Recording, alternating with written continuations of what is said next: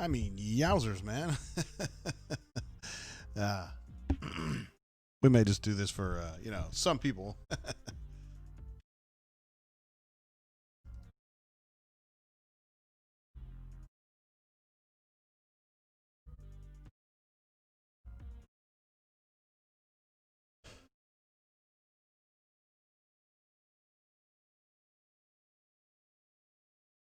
All right.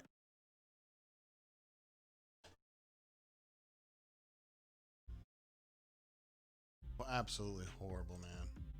It's freaking pathetic. 7:35.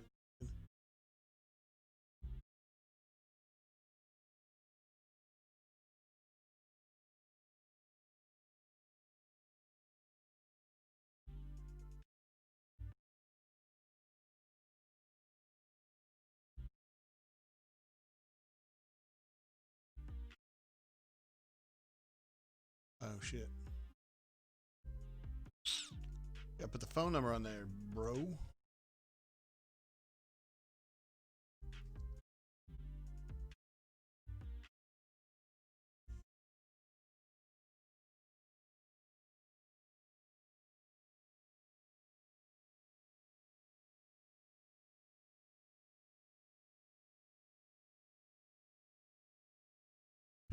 All right. Yeah. Hey now, it's your guy JG again. Thank goodness. I'm working on backup headphones tonight because my dog ate my other ones. So it doesn't sound right in my ear, but I bet it sounds right for you guys. Hopefully that is the goal. First of all, let me turn this music down just a little bit. Okay, we're going to turn it off completely. No doubt about it. That's like our, mood music, whatever. You're kind of going like that. We've got a new alleged schedule, which adds zero clarification to anything that's going on. But that's not a big deal. We're not worried about that. Hey, all right, good. Sounds like usual, Pocket Watch says. Thank goodness. That is great news. Whew, because these headphones stink. They're not made for this. My dog ate them, and then we ordered some from Amazon, and they're not here yet. So that's the way it goes sometimes. Not really sure exactly why the show didn't start on time, but I can assure you that it was my fault. I think that I was scheduling shows instead of actually firing it up, and so it kept going, dude, you scheduled it, let's go. And I'm like, no, I didn't schedule it. I said I was ready to go. And then they were like, no, that's not what we saw at all. So that one's on it's on the Commodore right there. But let's see, Corny Mofo says you're my favorite GPITS commentator, but barely. Hey man, as long as I'm at the top, that's all that matters. For those of you who are not familiar with the show, my name is Jay Tate. You can see there on the Chiron, on the graphic there. I am the publisher of AUBURNSports.com. Some people might say that I am the chief moderator. Others people might say that I'm the Commodore. But either way, I am running this show here. It's the Brain Drain, a production of AUBURNSports.com. And yeah, a lot of the folks that are on the show who are call in, the folks in the chat on YouTube, a lot of them are AUBURNSports.com subscribers, and the ones who aren't, we love them too. We've got a super chat coming through right now from Leif B, my man. One of our friends from the Ole Miss site. And just an all-around good dude from Owensboro, Kentucky, Davis County. Says donation for JG to get new headphones or a new dog. Well, my dog's only 1 year old, so I would hate to have to put him away now. We still got at least 10 good years out of him. I would hope so. Call Me Biscuit makes me feel a little bit better. Says, no worries on late start. We don't have shit to do. There we go. Well, I'm here to hang out with you guys. So, I mean, I don't really look at that as I have a lot of shit to do. But, I mean, technically, I guess it's work. It's not exactly the hardest work in the history of the world. As I like to say, I'm not digging digits in Afghanistan. But, what you do what you got to do. Wow, big week for us. Oh, by the way, I got to start the recorder. I did, as I promised, I turned this show into a podcast for folks who were listening out on the road on Monday, Tuesday, Wednesday, or whenever you guys want to listen to it. I tried to condense it down a little bit because we had some periods in the show when, maybe there's not as much useful talking, but all the callers certainly had that included in some of the rants that I go on. I had that included as well. So, yeah, I'm going to do that again for this show. Yeah, we love our podcast friends and those who listen to our products on the podcast side. We do the rundowns on Tuesday afternoons at Voodoo Wing Company in Auburn. And then, of course, we do this on Saturday nights. Usually, I always like to say 7-ish because your boy sometimes doesn't quite get it going on time. And it's just usually because I'm clueless.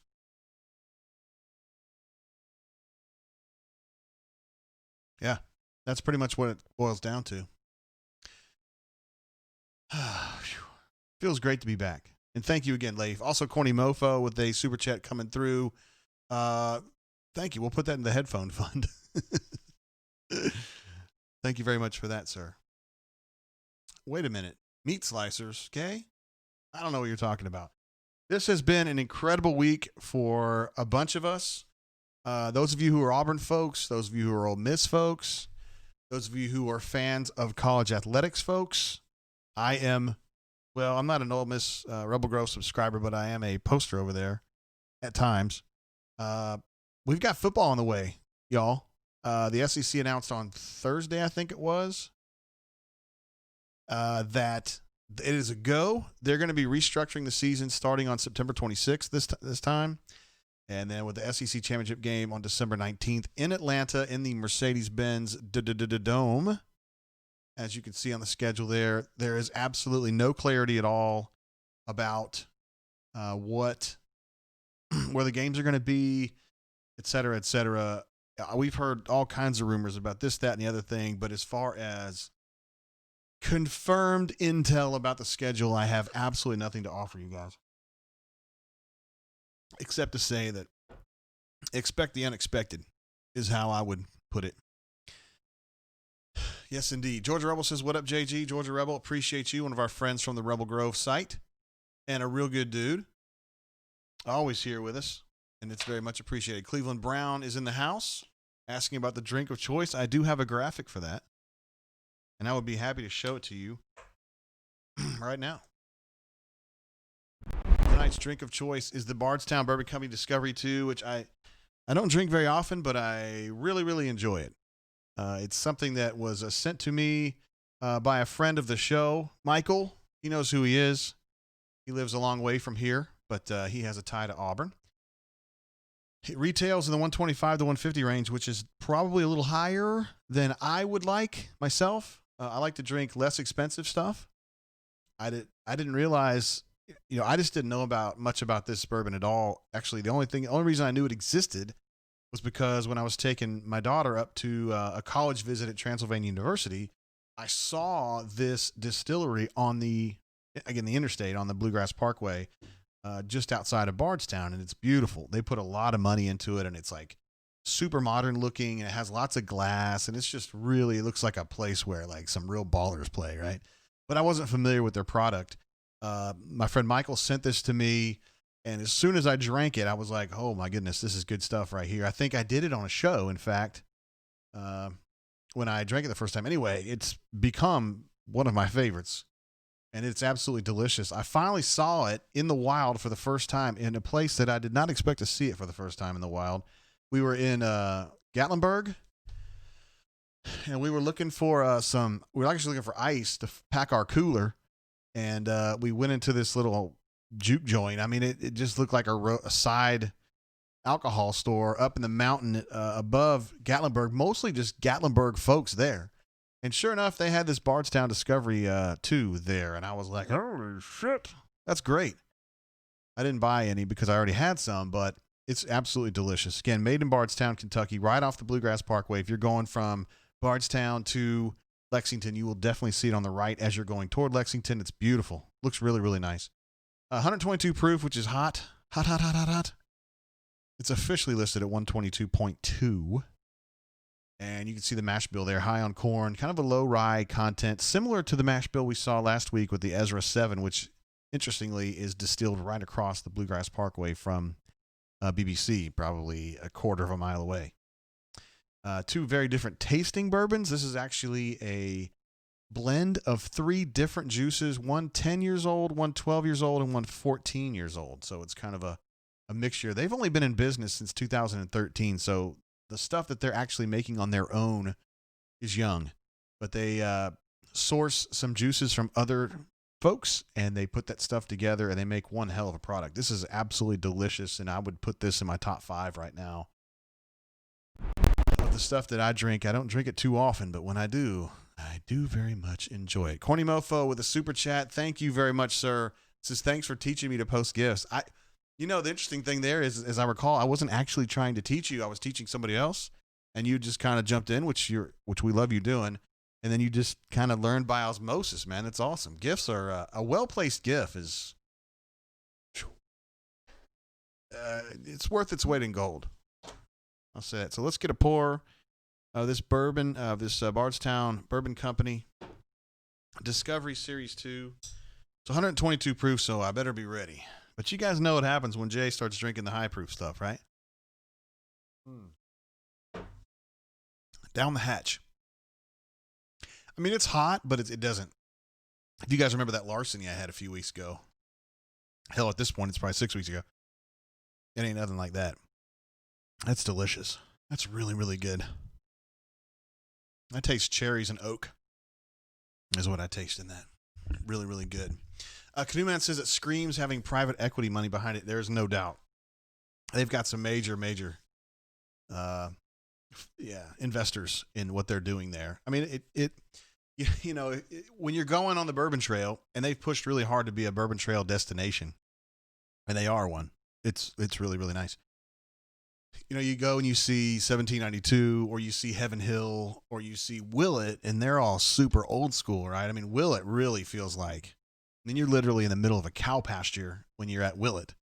And then you go to Bardstown Bourbon Company. I mean, it's like you're at Belmont College now. I mean, I don't know if you guys, or Belmont University, excuse me, if you haven't been there. I mean, it's just like, Belmont is the coolest looking school you've ever been to. Like, it looks like Disneyland. I mean, it's the coolest shit. It's also very expensive. Similar to this product that I'm drinking right now. AU Storm 20, my man, says, can't hang tonight, but just want to say I love the transitions. This one right here is for you, my man. Yes. Transitioning over to the Bardstown Bourbon Company Discovery 2. We do want to give a big shout to Michael, Michael M., my friend in California that I met through the site. I'm not 100% sure that he's a subscriber. He may be, may not be. But we're glad to have him. He is definitely an Auburn guy. He has a daughter at Auburn now. Well, you know what I mean. She's in school there. I don't know if she's there at this moment, but she will be there this season, this year. Oh, yes. It feels good to be back. I was really nervous there when we got the slow starting because I was like, I don't know if I'm going to get this thing going. And finally we got it going. I really just got to figure out it's something it's my fault. Something I'm doing wrong. Corny says, only the best brain drains happen after high proof heaven. Well, we're there right now, my man. We're getting started. Canoe Man says, did you eat at the restaurant on site? It's delicious. I did see pictures of it today when I was researching it for this. Come on, I was just getting some basic numbers for that slide.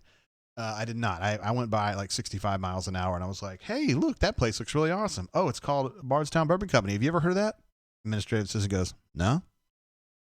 Well, okay. Well, we'll keep that in mind. And then all of a sudden I get a hold of some of this, and I'm like, damn, that's good. Corny Muffo says a great gift weighs the same as angel's tears. Yes. I made a post earlier in the week about the voice of an angel, Peter Cetera, the longtime lead singer of Chicago and also a solo artist of some note in the late 80s and early 90s. I happen to think Peter Cetera just really does have the voice of an angel. And I posted that as an attention Doc Dumpster because I knew he would appreciate Peter Cetera, and he did. He said he'd actually met him in person. I don't know if I can believe all of Doc Dumpster's stories, but it sounded good.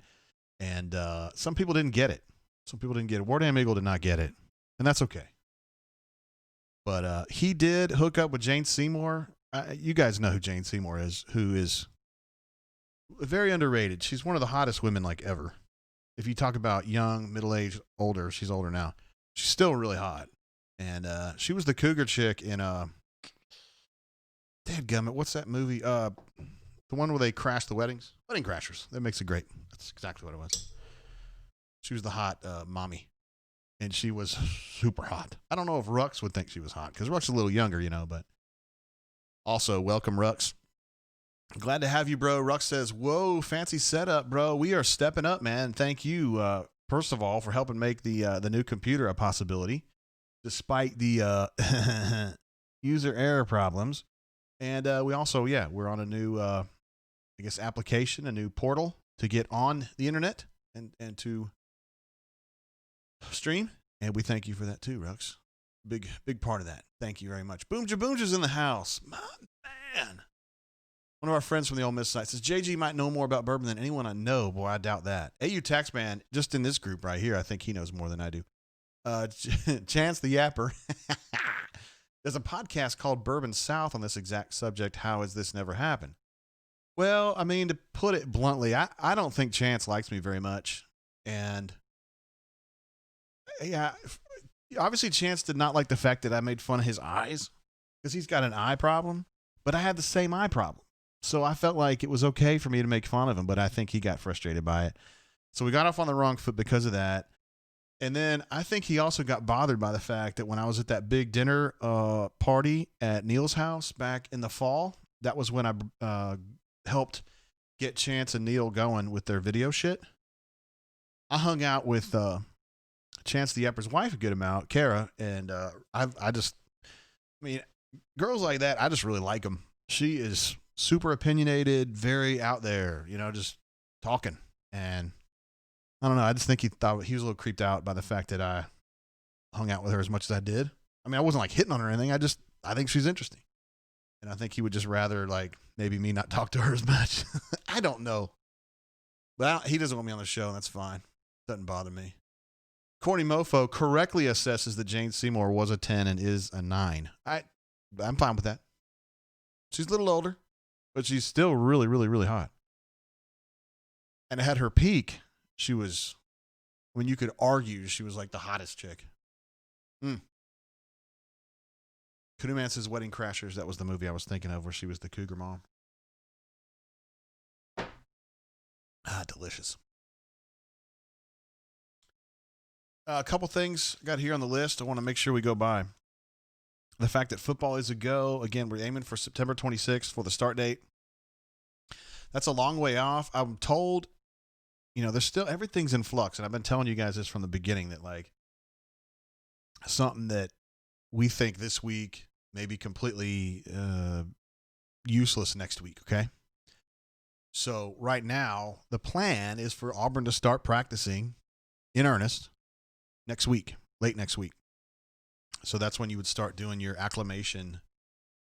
Normally at this time of year, you have that, I think it's like 3 days maybe, where you're in like shorts and t-shirts or you're in shells for like another 2 days or whatever. It's like an acclimation period. They're definitely doing that this year. I don't know exactly how it's going to work, if that's going to go a full week, if that's going to go 2 weeks, but Auburn is planning to be on the practice field, which they've already been on, but I'm talking about real practice starting late next week. Like, I don't know if it's Wednesday, Thursday, Friday, somewhere in that window. That could change, depending on what the SEC says or what they come up with or whatever, because it's still all in flux. And I also want to address something else, which is the schedule situation. So we had talked, now they've got a 10-game season. It's going to be all conference games. So that means the UNC game's off. I want to get back to that here in a minute. I got it on my list. UNC game's off. Southern Miss game's off. Alcorn State games off, and the UMass games off. So that's a lot of games that have been taken out of the rotation. That leaves 8 conference games plus 2 other conference games in rotation. Now, our friend Ross Dellinger, we affectionately call Delly.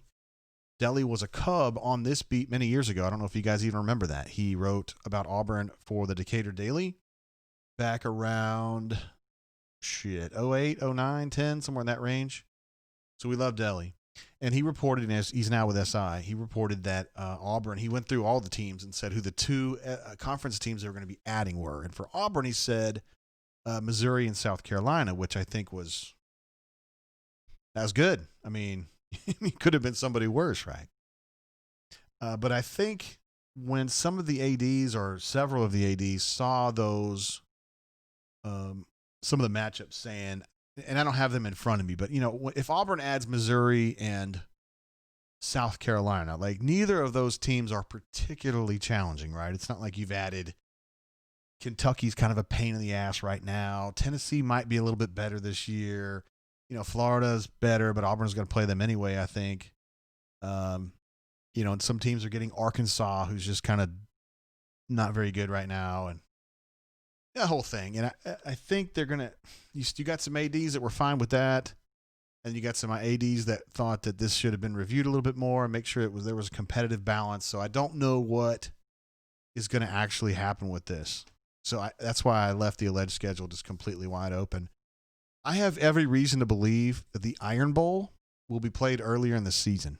Okay, so I mean, the idea of Auburn finishing its regular season with Alabama, which has been going on, with the exception of the 9/11 year in 2001, every year since, 70? No, it was 40s. It was in the 40s, I think, was the last time Auburn did not finish its regular season against Alabama, with the exception of the 9/11 year where they finished at LSU because the 9/11 game was LSU. So that would be a big deal, but I think we're all going to have to wrap our head around the fact that I think Auburn and Alabama are going to be in a different period. I don't think it's going to be December 5th. So we'll see how that works out. There's been a lot of rumors going around that Ole Miss, like for instance, Ole Miss and State are going to play the first game. So the Egg Bowl would be a week 1 matchup, which is kind of weird to think about. I mean, in Mississippi, that's obviously a big deal. It's a great rivalry, I think, because there's always some shit going on, right? Like if they fight or they're doing the dog pissing on the ball thing, there's always some shenanigans going on. Let's see. Leif says he's married to a Razorback, and I totally expect to lose to them, and then the season will be canceled the next day. Oh, man. Power Man in the house, one of our all-time favorites. Power Man. I also want to talk about this for a minute. As they were kind of hashing this deal out where they went to the 10-game schedule, all conference, there were some schools that were not in favor of this. Now, you can imagine who they are. I mean, I think Georgia really enjoys playing Georgia Tech. A, because they can beat the shit out of them all the time. And B, I mean, it is, Athens is outside. To me, it's like an extreme suburb of Atlanta. I mean, there is a little bit of a distance there between Lawrenceville and, Sugarloaf and Athens. I mean, there's, it's separated, but, Georgia Tech and Georgia people are always going at it. There's not as many Tech people, but you know what I mean. Good in-state rivalry, and Georgia loves it because they can beat them out. They can beat their ass all the time. So Georgia's one of the teams, and I think Auburn, I'm pretty sure Auburn was on the other side where they wanted to preserve their matchup with North Carolina. I mean, the two teams, those two programs just want to get along. I think they would like to play more often in basketball. I mean, and Auburn did want to quit on that deal with North Carolina, and North Carolina appreciated the fact that Auburn didn't want to quit on that deal. So Auburn was fighting that battle. Georgia was fighting that battle, and a few other schools were. I thought they would be able to get it through because it seems like everybody would benefit from a non-conference game.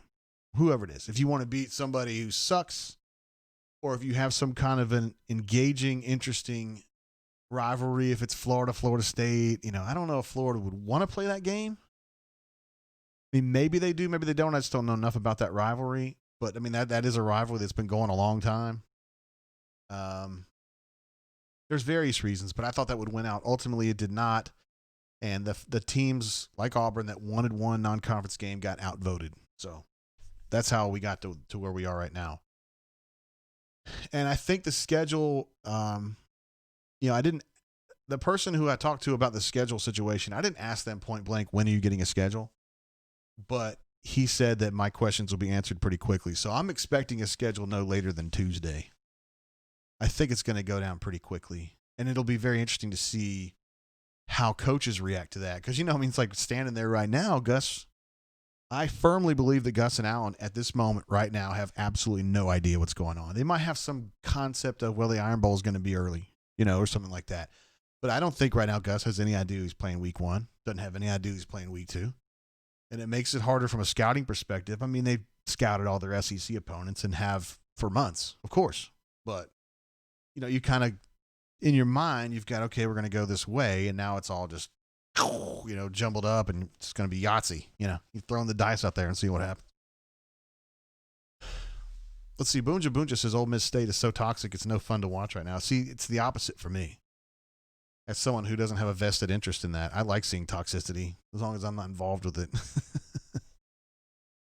Wizard Dragon says one out of conference game, SEC versus ACC would have been nice. I agree. And Auburn felt that way too. And North Carolina felt that way too. And I think those two schools can walk away disappointed, but not with each other, because Auburn really fought to keep that on the schedule. And North Carolina was fighting on its side to keep it on the schedule. So I think the ACC was going to let it go. I think they were going to let them play that game. But the SEC didn't.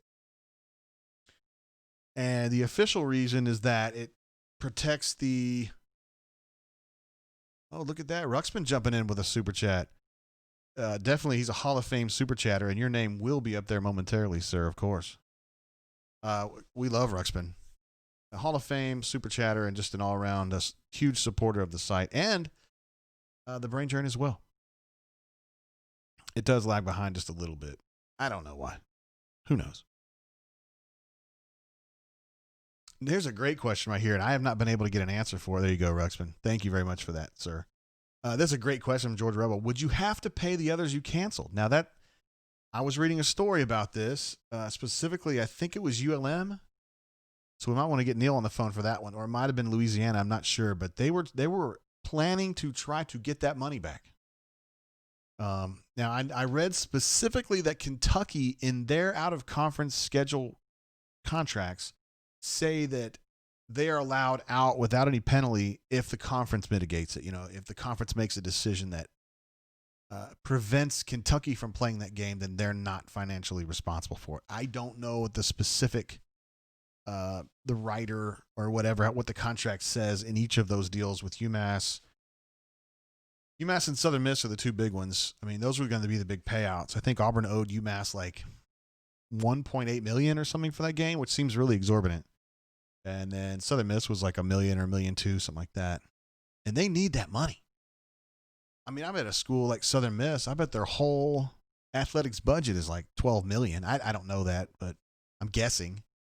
And here's, 1.2. It's 10% of their entire, income for the year, all sports. And it's gone. And it's gone because of the virus. It's not gone because of Auburn, but I think there is going to be some litigation that goes on here. Not against Kentucky. They covered their tracks, but maybe for some of these other schools. I don't know. That's a great question, Georgia Rebel, and I want to see this play out. I think it's going to be on a agreement by agreement basis. I really do. Ruxpin, you're the man, dude. Thank you very much again for jumping in and making all of this a possibility. Not the fact that we were late today, but just the new technology and the new computer and all that. It's very much appreciated. It's also interesting that the SEC is going to start on September 26th because that's 2 weeks into the NFL season. So the NFL have already started their mini camps. And they're going to have all that practice time, and they're going to have I think they've canceled preseason, right? I think they have. So they're going to have 2 full game weekends before Auburn or any team in the SEC gets going. So you better believe that Sankey is going to be on the horn with folks at the NFL, kind of getting a best practices list together of things that are working really well and things that we're going to have to be taking a look at because they're not working that well, which I think is really smart. Again, 11 weeks. Well, technically 12, I guess. I mean, the SEC title game on December 19th is non-negotiable, and the week 1 is non-negotiable. So in between, right, you've got 12 weeks there to get in 10 games. Everybody's got a scheduled idle week on December 12th. In the event, presumably, that you were to qualify for Atlanta, you'd get a week off to prepare, which I think is fair. If there are COVID problems, and if MLB is any indication, the leagues that are not in the bubble are going to have some complications. We don't know how serious yet. Some are worse than others. You could see games get postponed. And that's why you need an extra week or two just to try to make sure you can get those in. But I'm optimistic. I've been optimistic from the beginning. I told you guys back in March or April, expect a miracle. And I expect great things to happen. I mean, I'm trying to be realistic about things, of course, but I expect good things to happen. And you know what? This is a good thing. I think they can do this safely, and I think it can be good. We can get the money. All these kids get a chance to play and compete. Of course, we get a chance to, keep our site going. But for you guys, get a chance to watch Auburn football. And I think it's therapeutic for a bunch of us, just being able to see it and enjoy the break from reality that Auburn athletics provides us, or Ole Miss for our friends that are Ole Miss fans. Same deal.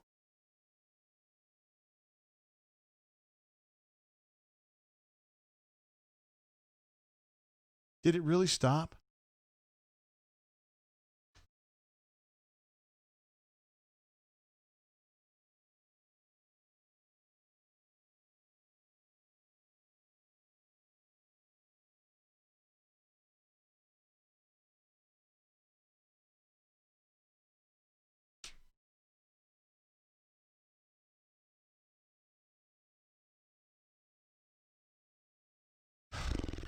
Well, let's see what happened, guys. I don't see anything on my end.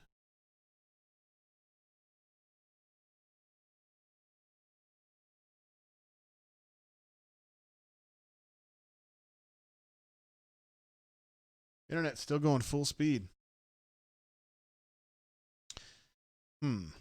Well, let's see what's going on here.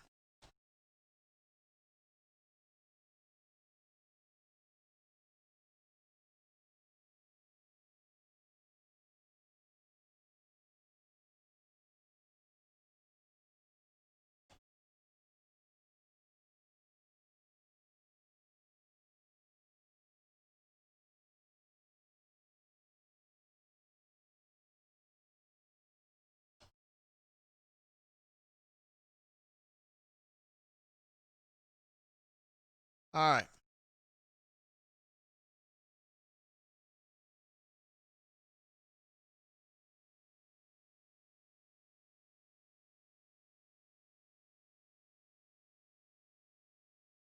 All right. Here we go.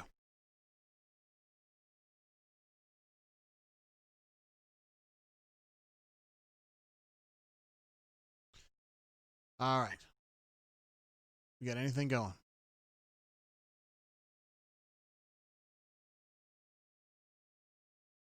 All right.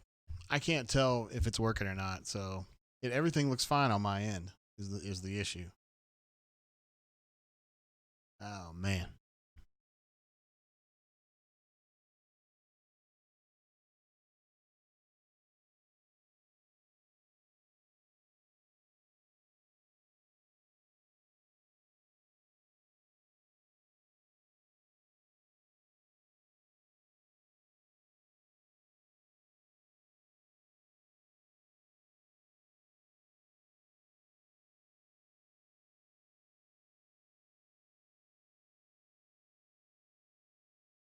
It's just not acceptable. I mean, it's just not.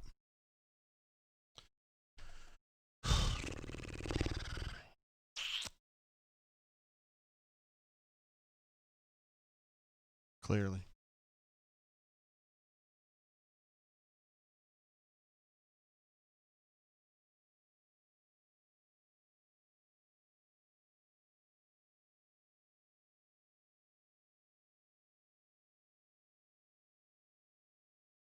That's just no good at all.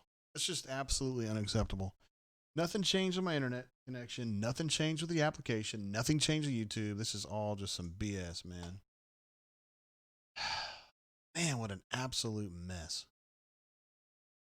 Doggone it. Makes us all look bad.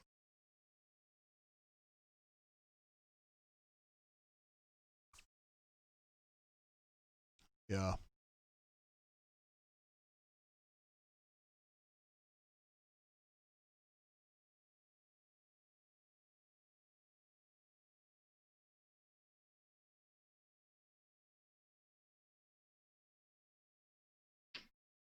All right. I have reason to believe we're actually back. All right. So, what we're going to do is We are never going to stream on this ever again.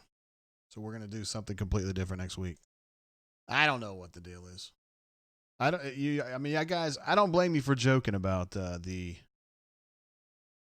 internet connection, but it's super strong and super fast. I mean, that ain't what it is. It's something to do with this particular application, or I'm not working it quite right. But whatever it is, we got to get over it because this is just too important, man. It's our Saturday night. All right, so I left off on Kentucky. Is that what we were talking about? Oh, let's see. Call Me Biscuit says, take a shot to confirm we are live. I can do that. Hell yeah, I can do that.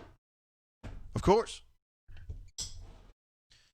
Just a reminder that we are drinking the Bardstown Bourbon Company Discovery 2 tonight, which is a delicious pour. I don't know if you guys have had a chance to drink it. Hell, I don't know if you had a chance to see it. But it is absolutely delicious, and I love drinking it. Oh, yeah. So, yes, Kentucky. I was probably talking about the fact that Kentucky was pretty shrewd with their contract. So, it said something about how if the conference keeps them from playing, if the conference gets involved with their scheduling and they can't play the game, then they're not on the hook. I don't know as though all the teams have elements of their contract that say that. But I doubt Auburn did. I don't think that everybody did. I mean, I think that was a rare thing. So I do expect, at least potentially, the teams that actually play now, like Alcorn's not playing football this year, so they don't have much of an argument. And I don't know about UMass, but Southern Miss and UMass both stand to lose a lot of money. And a school like Southern Miss, I don't know what their full athletic budget is, but I bet it's 12 to 15 million for the whole year. So, I mean, they need that money. Like, they really need that money. I'm looking to see what their so their projected budget most recently was 25 million. So that's a lot more than I thought.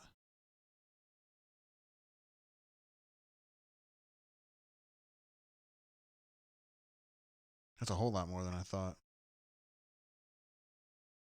Southern Miss took in about 24. Wow. Okay.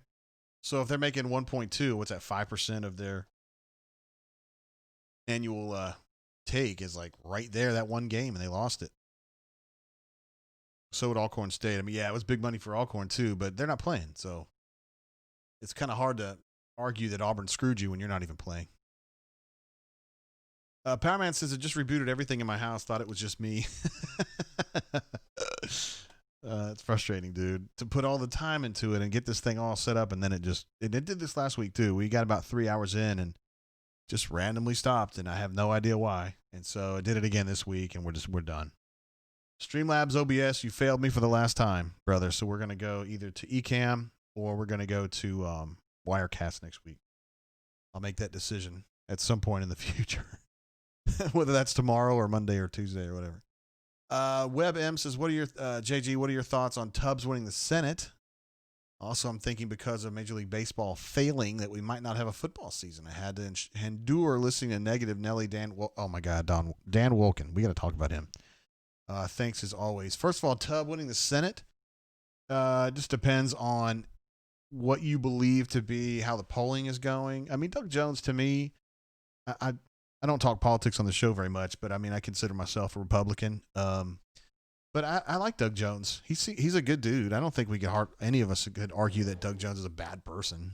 I mean, he did a lot of great stuff in his litigative career, defending people that needed defending. I'm sure he had some cases of folks that probably didn't deserve it, but he played a pretty central role in some of the civil rights things that were going on years and years ago. And so he's a badass by me, and he votes as Republican as a Democrat could possibly do it.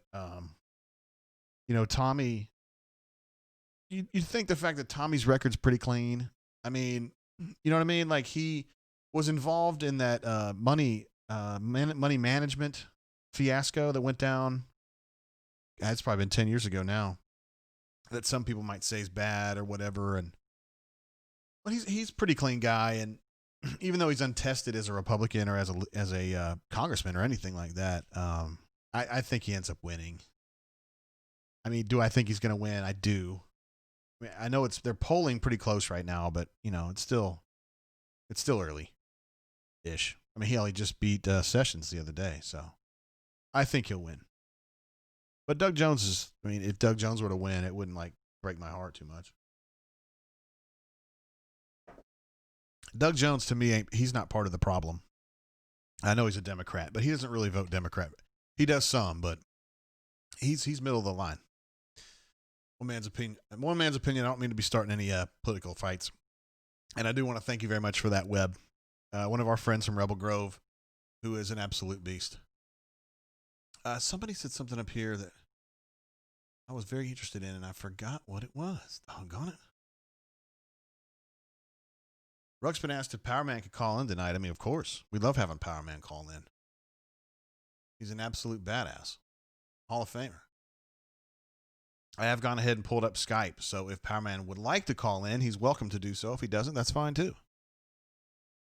Power Man says he's trying to get Power Man Jr. settled with Jurassic Park 3. Julian A. says, if we play South Carolina Mizzou, which honestly at this point, it's a crapshoot. I doubt they're going to play those two. They might get one of them. I don't know.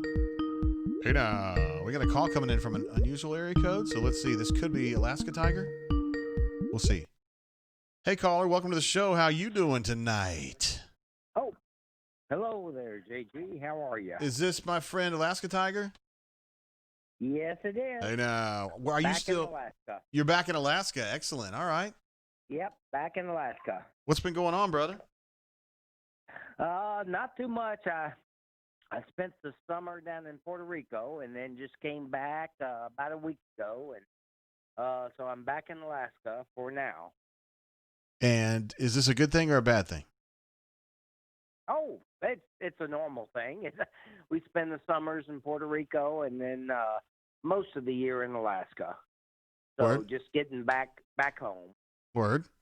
And what was the best part about being in Puerto Rico, aside from it just being an awesome place? Well, that's kind of our summer home, but we just got to see a little bit of different things with the COVID and the flights and things like that. And flights were usually pretty good, the airline flights, but they made you wear masks the entire time, which is okay. I can do that, to take a flight, but, Yeah. So it's just kind of a usual thing. We're still up here, but may move down south, a little bit later. So Word. I just thought I'd call in, and don't have any football news, but if you had any questions about flights and that type thing, Yeah. I could at least chime in on that. Well, I mean, some folks are. I think I'm too hot, guys. Some folks are asking, okay, so Alaska's obviously, I think of it as a cold weather place. So why wouldn't you go to Puerto Rico in the winter and then Alaska in the summer, where you stay temperate in both places? Does that make sense? Well, that does make sense. My wife, she's still a teacher, so we kind of have to go along with a little bit of that time. But here's the interesting thing on that. I enjoy going out for the winter time, but I hate it knowing that what happens if something happens with my heater or the power or whatever, and then all of a sudden the temperatures, -10, and all of a sudden, messes up the house. So I hate to leave in the wintertime just because what happens if the furnace goes out. Kind of a stupid thing. Yeah. And, I mean, the flights, were you scared at all? Like, on the flights? I'm not scared is not the right word, but just kind of like, you're being real careful. Right? Yeah, most flights, they had the middle seats open or free, so it's kind of nice. Now, the airlines did not do much service, through the airline or through the plane. They just gave you a little bag of water at the beginning, and that was about it. So, the flights weren't too bad. But one flight we took back to Alaska, I guess it was going to be somewhat full. So, in other words, it was completely full again with the middle seats and everything. Word, okay. That's not a big deal. I like having the middle seat open. That's a plus, Yeah, that's nice. Yeah, that's almost better than first class, really. But right. Well, I mean, we love having you call in, brother. You're one of you're our furthest out caller, whether you're in Alaska or Puerto Rico. So you're always the furthest out. And I'm keeping my fingers crossed that the season's gonna begin and continue, and how it ends up. It really doesn't matter, just as long as something gets started. Yeah. So I'm kind of more looking forward to at least that. So, when the snow flies and it gets cold, I can at least watch Auburn football. So. Well, we love having you on the show, brother, and we're glad that you made it home safely. Our favorite dentist of all time, you are. Yeah, if you have any questions about Alaska, just let me know. All right, brother. You be good out there, all right? Okay. I'll let you get back to your show. See you, man. Okay. Bye-bye. Bye. There he goes, Alaska Tiger. One of the all-time greats, a very consistent caller. And I think Webb Moore was asking, he lives in Wasilla. Absolutely, Leif B, correctly. Wasilla, which I understand is just outside of Anchorage. So, there you go. Ask Alaska what he does in the winter. He works on TIFAs. What he does. I mean, I don't know. He might be retired now. I don't know. He is by trade a dentist.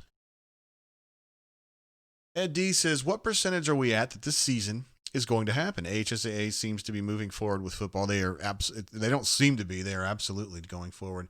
Can you imagine NFL and high school playing, but not college? I think I could imagine that, but I think it would be unlikely. My thing on high school is, all right, so the NFL, let's start there. NFL's going to have some trouble, and I'm going to tell you why, because the MLB's having trouble. And since they're not in a bubble the way the NBA is, and I don't think you can really bubble NFL. It's too many dudes. They just have to be really careful. And honestly, you're kind of seeing some of the I follow a guy on Twitter named Jerry Hairston. Okay, he's a baseball player, not a real good one, but he plays. And he was kind of bitching because it's like the Marlins got sick, and it was the Cardinals have also gotten sick, right? And he's like, they screwed up. This is on them. Hey, caller, welcome to the show. How you doing? Hello, Jay. I'm just checking in with you. How are you? Is this the legendary Power Man? It's Power Man. I don't know about legendary. Yeah, hell yeah, you're Power legendary. Man. You're a badass. I'm glad to have you on the show again, sir. I don't think so. I think you're a better caller than your brother too. Don't tell him I said that. Oh yeah, well I don't doubt that. I've been better at him at a lot of different things throughout our life. So oh my goodness, calling might as well be one of them. What's been going on, brother? How you been? Nothing. We've been real good. All right. I got a dog barking at a guinea pig in the house. Hey now. Yeah, everything's been going real good in the Power Man world. So, just doing the whole working from home thing. I actually got out to a couple of different local establishments today. Wore my mask, took the kid, and we had fun. So, trying to get this thing back on the road. I'm real worried that Major League Baseball is screwing everything up for college football. Yeah, but I mean, I was just saying before you called, like, I think some of the players and the other teams that are actually trying to keep their shit straight are mad at the Cardinals and the Marlins for being lax and just dicking around. So definitely, maybe that peer pressure will change. I heard one report, and they haven't broadcast this widely, but I heard one report that said like players are now being widely encouraged to stay in their room, like to not go out to strip clubs or whatever the Marlins were doing, and likely the Cardinals were doing. So, maybe the campus will be like a bubble, maybe. If there's students on campus, it ain't going to be a bubble, because you and I both know what kids are doing. Football players, especially, are going to be doing on campus. Come on, man. Yep. We're all out there trying to forward our brand. You know what I mean? Yep. So, I don't know. I'm real nervous about it. I think, delay until the 26th. Is it the 26th? Is that what it is, or the 19th? Mid-September? September 26th. Yes, sir. Yeah. I think that's smart, so that everybody you can get the schedule in order, and you can kind of get some protocols in place. Mm-hmm. But it also gives a month for the high schools and the elementary schools to go to see what happens when people go back to school. Yeah. I'm a big proponent of kids going back to school myself, and that's just based on the fact that starting, and it's like they really need to go to school. Yeah. They really need to go to school. I also want to say that administrative assistant, while not a teacher in a traditional sense, runs a child care center. Correct. And she is completely on our team on this, Bowerman. She thinks kids ought to go back to school.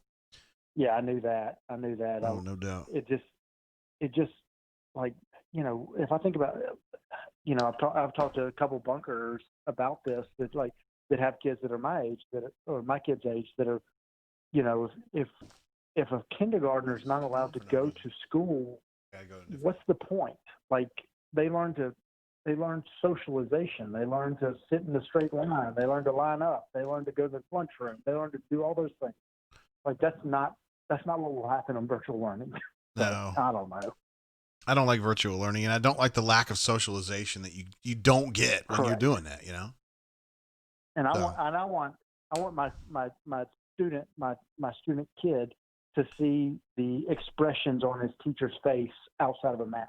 Like, I don't know if it has to be a face shield or whatever, but I want the expressions matter and all that kind of stuff. But anyway, so from an Auburn perspective, are you confident that this thing's going to work? Like, that we're actually going to do this, or is this just kind of a plan?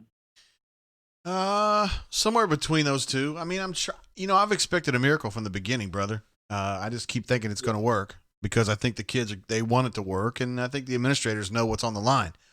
So I think it can work, and maybe they're going to learn from these MLB shenanigans where the Marlins and the Cardinals are dicking around doing stuff they oughtn't be doing. Maybe we're going to learn from this. Honestly, I think they're going to find a way to get through this football season, and I'm pretty damn fired up about it. But I guess we'll just have to see. Awesome.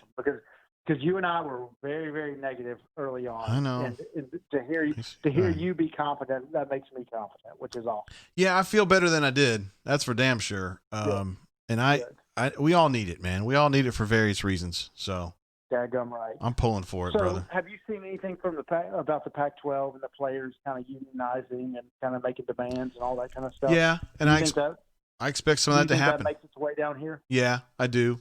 I mean, Auburn's got some kids that are very opinionated about this subject. Chandler Wooten, first and foremost, and he's been very respectful about it, as he is going to do, because that's the way Chandler is. But I think there's some folks that have some concerns. I don't know how he feels about the virus per se.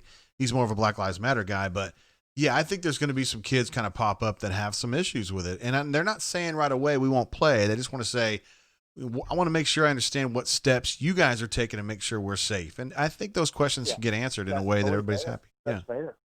I think those are fair questions, like you said. But there are people in the bunker, Power Man, that think that the kids need to get out there and just play the damn game. And I don't like that. I don't like that attitude. I don't like that at all. But I also don't like. Well, I say I don't like. I also think that the idea of putting two kids through college, a college education, is not worthless, or is not. It's worth something, and it's going to cost me a lot of money if my kids, which they're not, are going to earn scholarships. So. There's something to that too. It's a difficult thing because while they're not paid, they are getting something that is of incredible value. That's true. And I don't think that's a point lost on a lot of these kids. I think they get it, man. And they want to play, and they're going to try to play. They just want to make sure the safety protocols do what they should. That's all. That's it. Yep. Yeah. I agree with that. I don't think it's going to be a big issue. I don't think it's going to be the kind of thing that wrecks the season, because I think the SEC, the member schools, want to make it right. So if they want to make it right and the kids want to see it right, then I think we're all on we're on even terms there. So do you think that the SEC doing the schedule, the conference schedule, do you think that they are planning for the team that has an outbreak of 12 people? Yes, I think what happens to that group? Yeah, that's the thing. I mean, I think you're going to have to quarantine a lot of people, like Michigan State's having to do right now. I think they have the whole team in quarantine right now. Because they had some. You said 12. It was something like that number test positive, and they just decided to quarantine the whole crew. So at that point, I mean, they're going to have to be out for what, a full week, if not longer. Right. And so all of a sudden, so what happens? What happens if this is October 20th? Yeah. You get into trouble. Do you think they're planning on that, or do you think that they're doing the best they can, try to limit it now, keep people away from the virus, and then see what happens during the season? Yeah. This is not going to be a perfect season. I think there's going to be a lot of questions about, well, this team got screwed with their schedule, or this team got screwed with their schedule. Look, just get through it, get the money, and move on, because maybe next year. Totally agree. The virus, regardless of how the vaccinations work or whatever, we'll be able to treat it better in a year. There's no doubt about it. So let's just get through the year, get that money, get those checks cashed, and let's get on to the next season. I think that's kind of how I look at it. And I think that's how they're looking at it, too. I agree as well. Yeah. And when you talk about the checks cashed, that means the kids' scholarship money, too. Yeah. Like it's not just – it is – there are a bunch of kids that are depending on all this, too.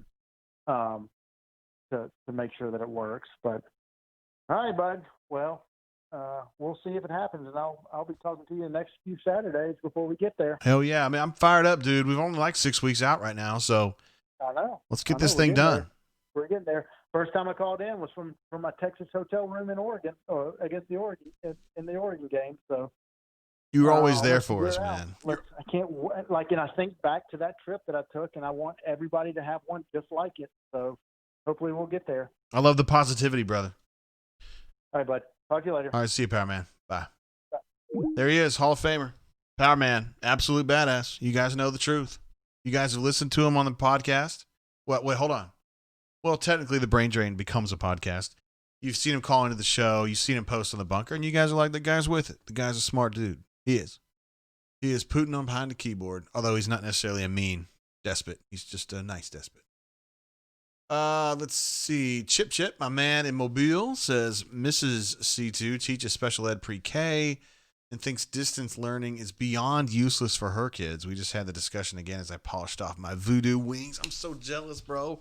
I will be down there at the Voodoo, knocking it out. You guys in Mobile get you get a special sauce that we don't have in Auburn, which is the Carolina Gold barbecue. Jan has not migrated it up to Auburn yet. I actually talked to Jan about this the other day. So it's just in Mobile right now, and I'm jealous. I want to get down there.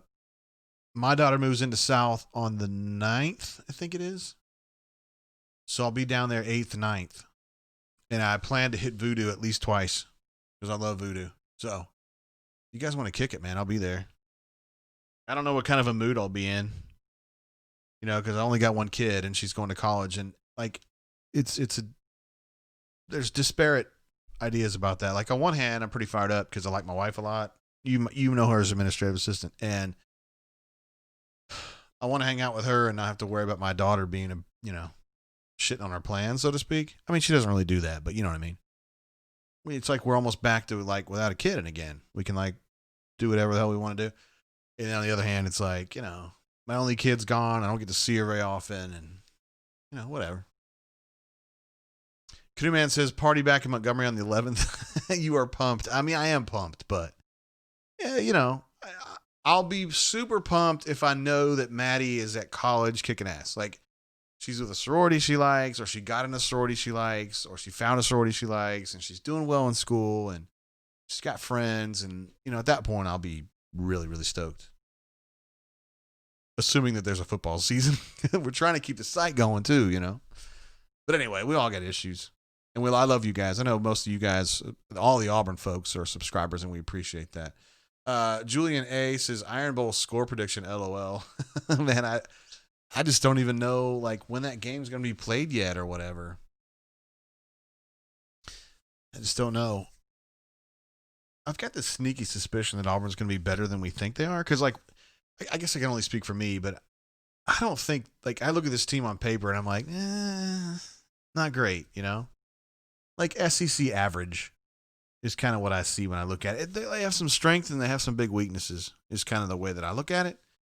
And then when we're talking me and Jay Lee or me and B-Matt or young Nate, like I think those guys, I think I'm the most pessimistic. Jay Lee's probably close to me, and then B-Matt and Nate are a little bit above us.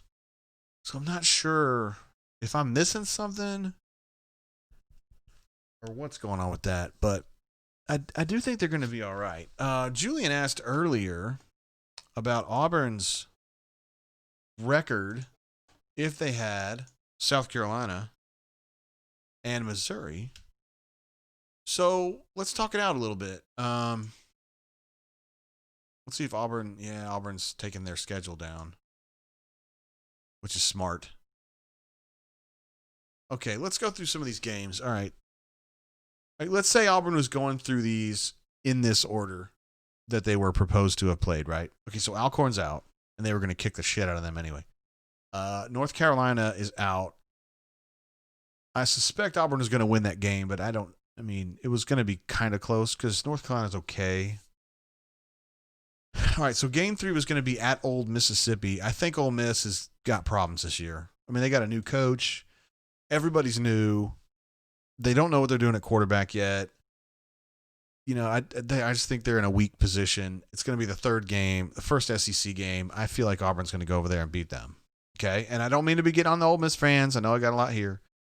You guys know I like Ole Miss. And I particularly love the Ole Miss culture, like the Grove and the campus and people there are pretty daggone friendly. And the girls are extremely hot. It's to me the second hottest SEC outpost behind LSU.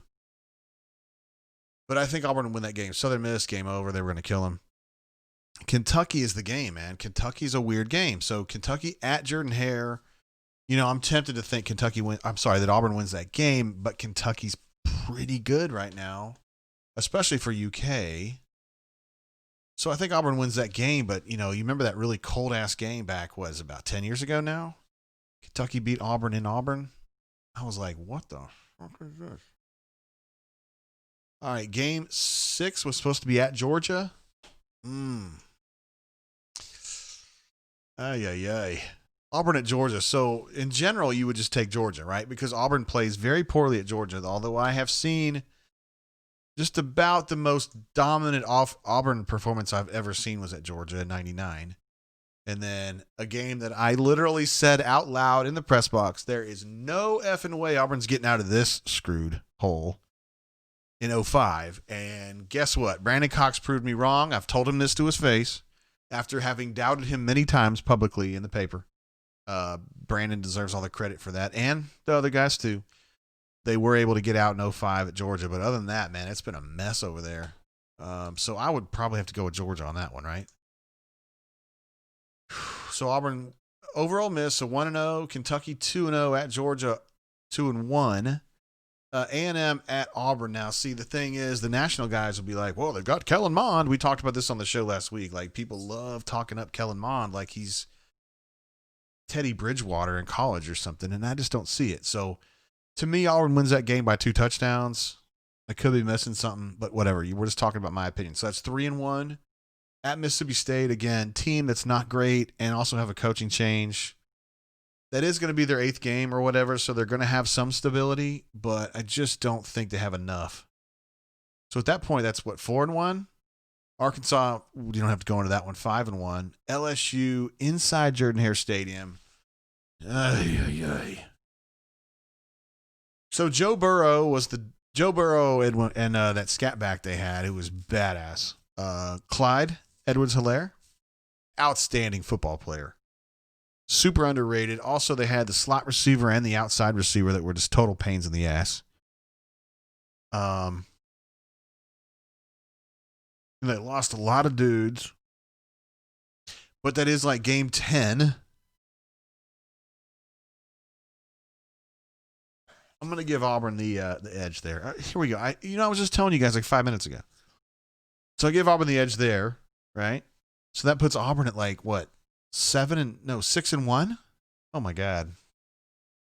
Then Alabama. I don't think they win at Alabama. But I mean, at that point, you're in game 12, you're 6-1. I mean, Auburn's going to be a different deal at that point. So I don't know, man. That looks like, to me, it looks like, so let's say at 6-2. And you add the other two. Let's say Auburn splits them. I don't know how. So that's 7-3. Now, a lot of people would say 7-3. Gus, damn you, Gus. Damn you, Jay Jacobs. But it's kind of a weird season because Auburn should have played UMass, win. Alcorn State, win. Southern Miss, win. I mean, all of a sudden you're looking at 10-3, 11-3, or whatever. I don't know. No, you wouldn't be looking at 10-3 because you would not have those SEC games. So 7-3-ish. Julian, that's probably what I would be looking at there. And that's assuming that Auburn beats A&M at home, which is kind of a weird game. I'm not a big believer in Texas A&M, okay? I just don't. When Auburn beat them last year and Schwartz had that big touchdown, which is just insanity how fast he was from like 10 yards to 25 yards. It was just like you'd have to go back to like Deion Sanders to find somebody that fast in that range. It was ridiculous. As Hal Baird said of Bo Jackson, he changes the geometry of the game, like flashes that fast. And it seems like when Auburn has a better team, they kick the shit out of A&M, and then when Auburn doesn't have a better team, then they lose. But it's with the notable exception of that one game in Auburn where they had the fumbled exchange. It's kind of weird. Ed D says 7-3 depends on how they lose. If we lose games again with 250 total yards and can't throw the ball, hell yeah, get rid of Gus. Ed, man, I'm telling you, brother, listen. You are one of our most savvy brain drain viewers, okay? You ask great questions, and I trust you on this. But listen, there's nobody getting fired for what happens on the field this year, unless you go 0-10 or something. But even then, I don't think so. There's no school. I don't give a shit who it is. Whether it's Auburn, Alabama, BYU, I don't see how they're going to spend, in Auburn's case, it would be like $25 million to get rid of Gus. They're not going to fire him. They're not going to fire him. I don't see any situation where they fire Gus Malzahn this year. It makes no financial sense at all. They don't have enough money. They're lucky to get the money they're going to get this year. Every home game is going to have like 20% capacity. They're going to be losing money on every home game, probably. And you're doing it for a purpose. You're doing it to make sure you're upholding the conference, your portion of the conference agreement with the SEC to get the money for the TV revenue. Hey, caller, welcome to the show. How you doing? Hello? Hello. Hey, now. Who I got on the horn? Corn 6. Hey, what up, Corny? That's good. How's it going there? Is this your first time calling in? Oh, yeah, ever. Damn, I'm glad to have you, brother. Did you say earlier you were drinking a lot? Yeah, I'm way past drinking a lot. Well, I've had a bunch of bourbon myself. Go ahead. No, I said I've had a bunch of bourbon myself, so, I'm right there with you, brother. Yeah, but I have Tennessee bourbon. I know you're not down with that. No! Look, how many sports are going to survive after this dismal season? How many sports are going to survive? Oh, you were saying earlier about you don't mind MLB just like taking the tailpipe, right? No. I'm sorry, talking about scholarship sports, college. Okay. How many are going to survive? Yeah. Well, we need to be cheering for all of them to survive, brother, because football is such a huge scholarship taker that we can't afford to have women's sports going down because of Title IX, right? Oh, of course. We have to have 85 female scholarships, correct? Correct. So, All right. So that makes them survive. And we have to make basketball survive and baseball. Of course. Yeah. So that puts things like... Anyway, we have men's swimming. I mean, at some point, I'm just saying, if things get bad, at some point you got to look at tennis. But here's the thing about tennis or something like that, Corny. There's not that much money going in relative to football. You know what I mean? Like, you can cut tennis, but I don't even know what their budget is. Well, let's say it's like $400,000 or something. Okay, well, there's $400,000, but did that help you very much? I don't know. It doesn't even pay Gus's buyout. Doesn't even pay the interest on it. Look, nobody, like you were saying, nobody's getting bought out. I don't think so. I don't think so. Whether it's Weber State to Auburn, there ain't nobody getting bought out this year, I don't think. Yeah, I agree. There's zero chance anybody's getting bought out. What I got to do to get... By the way, thanks for teaching me how to post gifts. It's the worst thing that's ever happened to the bunker. No, it's great, man. I love your enthusiasm for using them, dude. It's great. It's awful. I'm the worst. I know you're going to come up with some really cool ones too, because you got like the 20 or 30 that we always see, but I bet you're going to go deeper and you're going to figure this shit out. You're going to come up with some really good ones. Here's the problem. I can't post any ones that I have saved. The only ones I can post are the ones that I Google. Yeah, we're just going to have to kind of work with you on how to be able to, upload them to a server and then be able to, or a, what's the word I'm looking for? Upload them to Imager or whatever, and then that way you can kind of make your own or collect your own. We'll figure it out. Yeah, I'll never do that. I don't care enough to do that. Well, we'll figure it out. I mean, you're just getting started, bro. You're so early in your gift career. There's no doubt. I don't know how long have you been around long enough? Do you remember when? I get. I'm sorry to cut you off. Do you remember when Dee Trudeau was around? Were you around for her? Say it again. Were you around long enough ago to remember Dee Trudeau or Dee Trudeau? Yes, absolutely. Yeah. Yeah, she was so good at the gifts, man. It was usually animals for her, but she knew how to exactly put the right gif in there for the right moment. And we need someone who can do that. That might be you, brother. It might be you. Trust me, it'll never be me. I don't care enough. Oh. I wish I did. I mean, but no. Hey, I mean, I'm fine just being an asshole on the side. It's fine. Hey, I had a question for you. I'm not sure this is the appropriate forum for it, but you did mention it on the bunker the other day.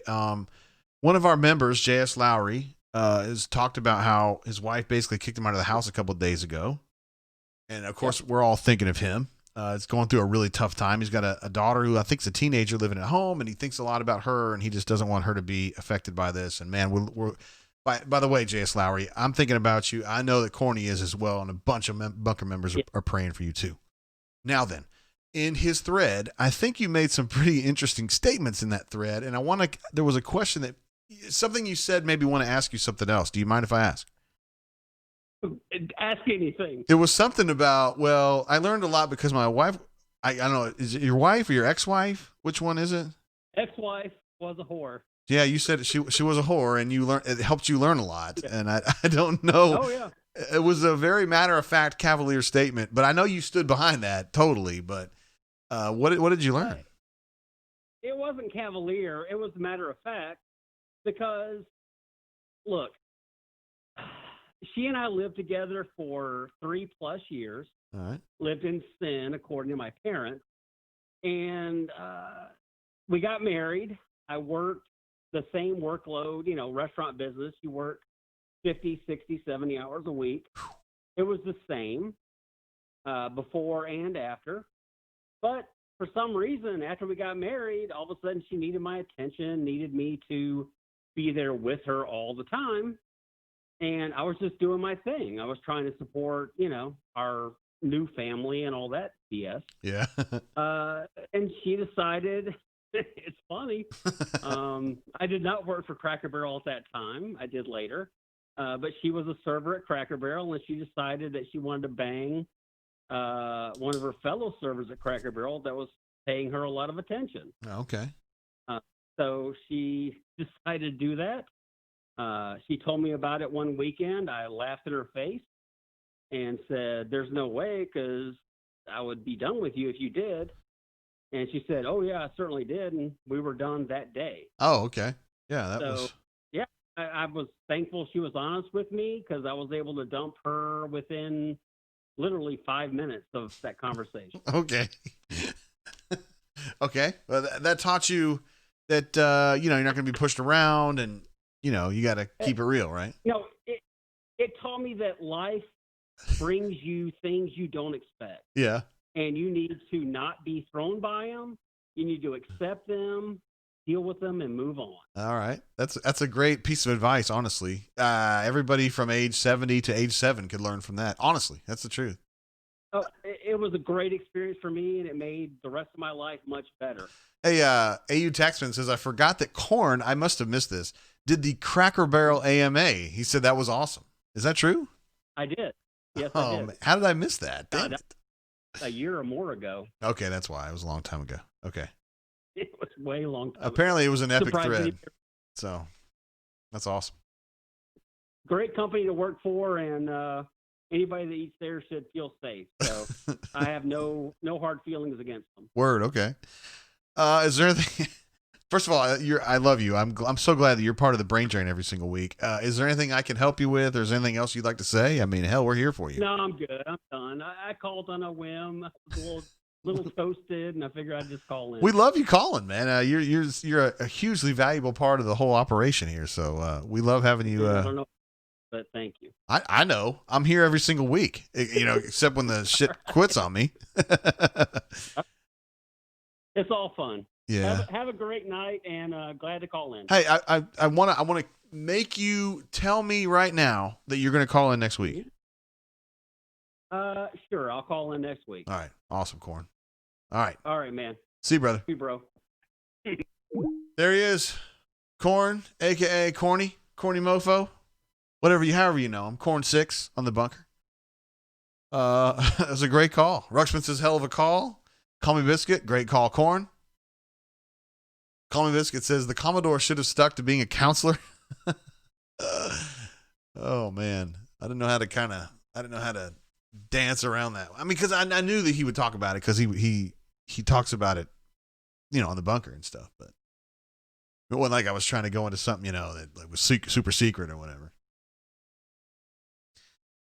Hey, yeah. Let's see. Alpha Tiger says, I'm sure divorce is tough. Thankfully, my parents battled through. I thought growing up, mine would end up divorcing. Interesting. My parents got divorced when I was a much older person, and it really messed me up. No, not really messed me up. It messed me up. Alpha Tiger continues. I think they have been 100% better since my brother and I graduated. Different ideas. My parents got divorced when I was 40-ish, and they were 60-ish, mid 60s. And my dad just bounced, and it affected me in a big way. And I've talked about it a bunch on GPITS, not really on here, but yeah, I went to therapy over that. I just had a hard time reckoning it out in my head because my dad was such an important figure for me as growing up. I mean, I think we all know that feeling, and then he was like gone. And the reason that's prescient right now is because he's here. He's actually in Montgomery visiting us. I think it's basically him coming down to say goodbye. Not goodbye, but like good luck, I guess, to my daughter who's going to college here in a few days. So he was just kind of coming down. He was a physician when he was, that was his job. And my daughter's an aspiring physician, so I think he feels kind of a connection there of like, hey, I want to hang out and give you some sage words of wisdom or whatever, and that's great. It's just weird for me because he lives a long time. He lives a long way away, and a lot of times I don't feel like he really gives much of a shit about me at all, which is weird because he cared so much about me when I was younger. AU Taxman is feeling my vibe on that one. He says, mine got divorced when I was 35 or so. It was really weird. Yeah, I mean, there's so much. We love talking about how it affects kids when they're really young, and it absolutely does. I'm not arguing that at all. I mean, if you're 8 years old, your dad's your world, and all of a sudden he's gone, I mean, that's a big deal. But, let's see, George M. says divorce or parents' death at a young age are terrible. Yeah, those are horrible. I'm just saying, I don't know as though divorce really softens at any point. Like, if you're 8 and your parents get divorced, or if you're 48, it really, really sucks. I would argue that it sucks more at 8 than it does 48, but it has weird reverberations at 48 because you start thinking like, am I going to go down this path? Like, because my relationship with administrative assistant, which is, super solid or whatever. I mean, that's different than the relationship he had with my mom because I don't really know that relationship, right? That's my parents. Like, I don't know. Like, they're like performing for me. They're pretending everything's great for me when I'm, 8, 10, 12, 15, 18 or whatever, I don't know. George M says he lost his mom at 21. Man, I'm sorry for that, bro. That's tough. It's really tough. I mean, my mom's crucial to me now, and she's, 75, and I'm 48. So I hate that you missed all those years, man. A lot of wisdom, I bet she could have shared with you, but I bet she's real proud of you, brother. AU Taxman says super strange when you have an adult relationship with your parents and then it changes. Yeah. That's kind of what happened with me. Not with my mom so much, because my mom lives like 2 or 3 miles away, so I get to see her a lot, and she's great. It's like my dad went somewhere else, and I don't hardly ever hear from him. Anyway. Call Me Biscuit says, happy anniversary next week, JGT. First of all, thank you for that, sir. It is going to be, I've got my wedding date tattooed on my arm. Let's see, 97 to 2020. 23 years. How about that? 23 years married, together like 27 or something like that. Change the subject, Dr. Phil. Positive thoughts. Positive mental attitude, PMA, guys. You're absolutely right. Call Me Biscuit. Thank you for that. I do want to give a shout out to Raven, our absolute beast ass Raven P, who super chatted earlier. Says, "What up, JG? I hear drunk." So Raven's definitely throwing a few down, and that's good. It's good for you. It's really, really good for you. AU Taxman says, to change the subject, the latest batch of Bookers is fantastic. All right. I'm going to be honest with you, AU Taxman. I'm not sure that I've had Bookers. I've seen it. I'm familiar with it. I just hadn't had it. It's weird to think that, like, for me, it's kind of hard to get my head around the fact that, like, certain versions of a bourbon would be better than the next version of that same bourbon. So, like, if I grab this Elijah Craig small batch, right? Now, this one happens to be a barrel pick or a special pick, the Beast of Bourbon, from our friends at the Montgomery Bourbon Group, River Region Bourbon Group, run by a guy named Ryan, who is an absolute badass, by the way. Ryan, if you guys are on Facebook and you live in Montgomery, you need to get on that River Region Bourbon Group. They have a lot of store picks that come in, and they are really, really cool about muling them from Georgia or Tennessee or wherever, and just letting us get some better variety of bourbons, because it's tough in Montgomery to get really good bourbon because ABC is just notoriously, the word I'll use is stingy. Some would say shady about how they distribute some of their cool stuff. But this River Region Bourbon Group, those guys have been awesome. And Ryan, who's like the number one guy in that group, is an absolute stud. He really lives for bourbon, and I love that about him. It's weird that, like, Booker's, you text me saying, like, this latest batch is really good, but the other batches are, yeah. Like, I think that's a real thing. For me, it's not necessarily, but. Let's see. Call Me Biscuit says, careful, Elijah Craig 136 proof. No, that's not what this is. This is 94. This is not a big deal. Let's see. AU Taxman says, check out Alabama Bourbon Club on Facebook. I will check it out. I'll write it down here. I'm good though. I feel like I get what I need.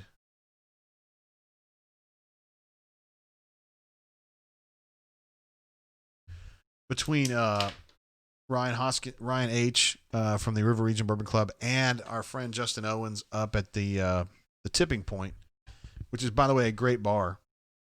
I know that COVID's kind of messed up bars in general as a genre, but he's doing a great job up there, kind of adjusting the way the world is working right now. They have a lot of good stuff up there. In fact, just the other day, he had like 3 or 4 Buffalo Traces. Just waiting for people to pick it up.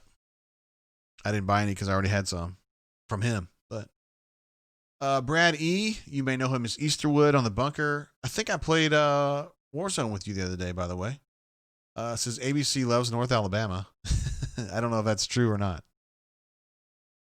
I don't know. I think we did play with you, Easterwood, though. I'm going to change it up. We've been drinking this Bardstown Bourbon Company, by the way. This is our signature bourbon of the night. The Bardstown Bourbon Company Discovery Batch 2, which is Muy Delicioso. It is a blend of 3 different juices. One of them 10 years old, one of them 12 years old, and one of them 14 years old. In a blend of 44% 10-year, 39% 12-year, and 17% 14-year. All of them with heavy corn content and low rye content. So there you go. It's a relatively new company, and they're not deep into making their own product yet. They're kind of taking sourced stuff and making it, but it's high quality stuff. For show. Ed D mentions Updike. That's all you have to say about that dude. Harvey Updike, the Tumors Oaks poisoner, passed away the other day, 71 or 72 years old. And I don't want to say too much about him, honestly. I mean, he's a bad guy. He did a bad thing. He never showed remorse for it. And I think he is, unfortunately, I think to people who are not, and I say this about Alabama fans too, people who are not personally invested in the Iron Bowl, they think that shit's really funny. Like, wow, man, those people are so serious, they'll poison a freaking tree over it. And yes, that guy poisoned some trees over that, and he's an absolute douchebag for having done that. He's a bad person. He's a bad person. But, like, Bammers, like, I don't, like, the Bammers that I know, like, which, and to be fair, I hang out with actual Alabama graduates, okay? Say that about him. They don't find any entertainment in his ass. Like, they don't feel like a kinship with him, and they don't think it was funny, and they don't think it was clever, and they think he's a total douchebag who poorly represents everything that Alabama stands for. So, my view, in having talked with my friends who are Bammers, is that the guy's a dick, which jibes with how I feel about him. So I don't really want to talk him up too much. Of course, the people that I'm talking to here, Auburn folks and Ole Miss folks, you guys thought he was an absolute turd, and he's what he is. He's a turd. Oh, no. Did it go dead again? Shit.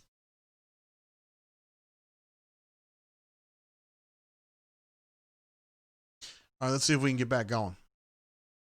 I'm glad you guys jump in there, though, and tell me so that I know to turn it off and turn it back on, because it doesn't tell me. I don't get any warnings. It's just completely, like, random, Completely random.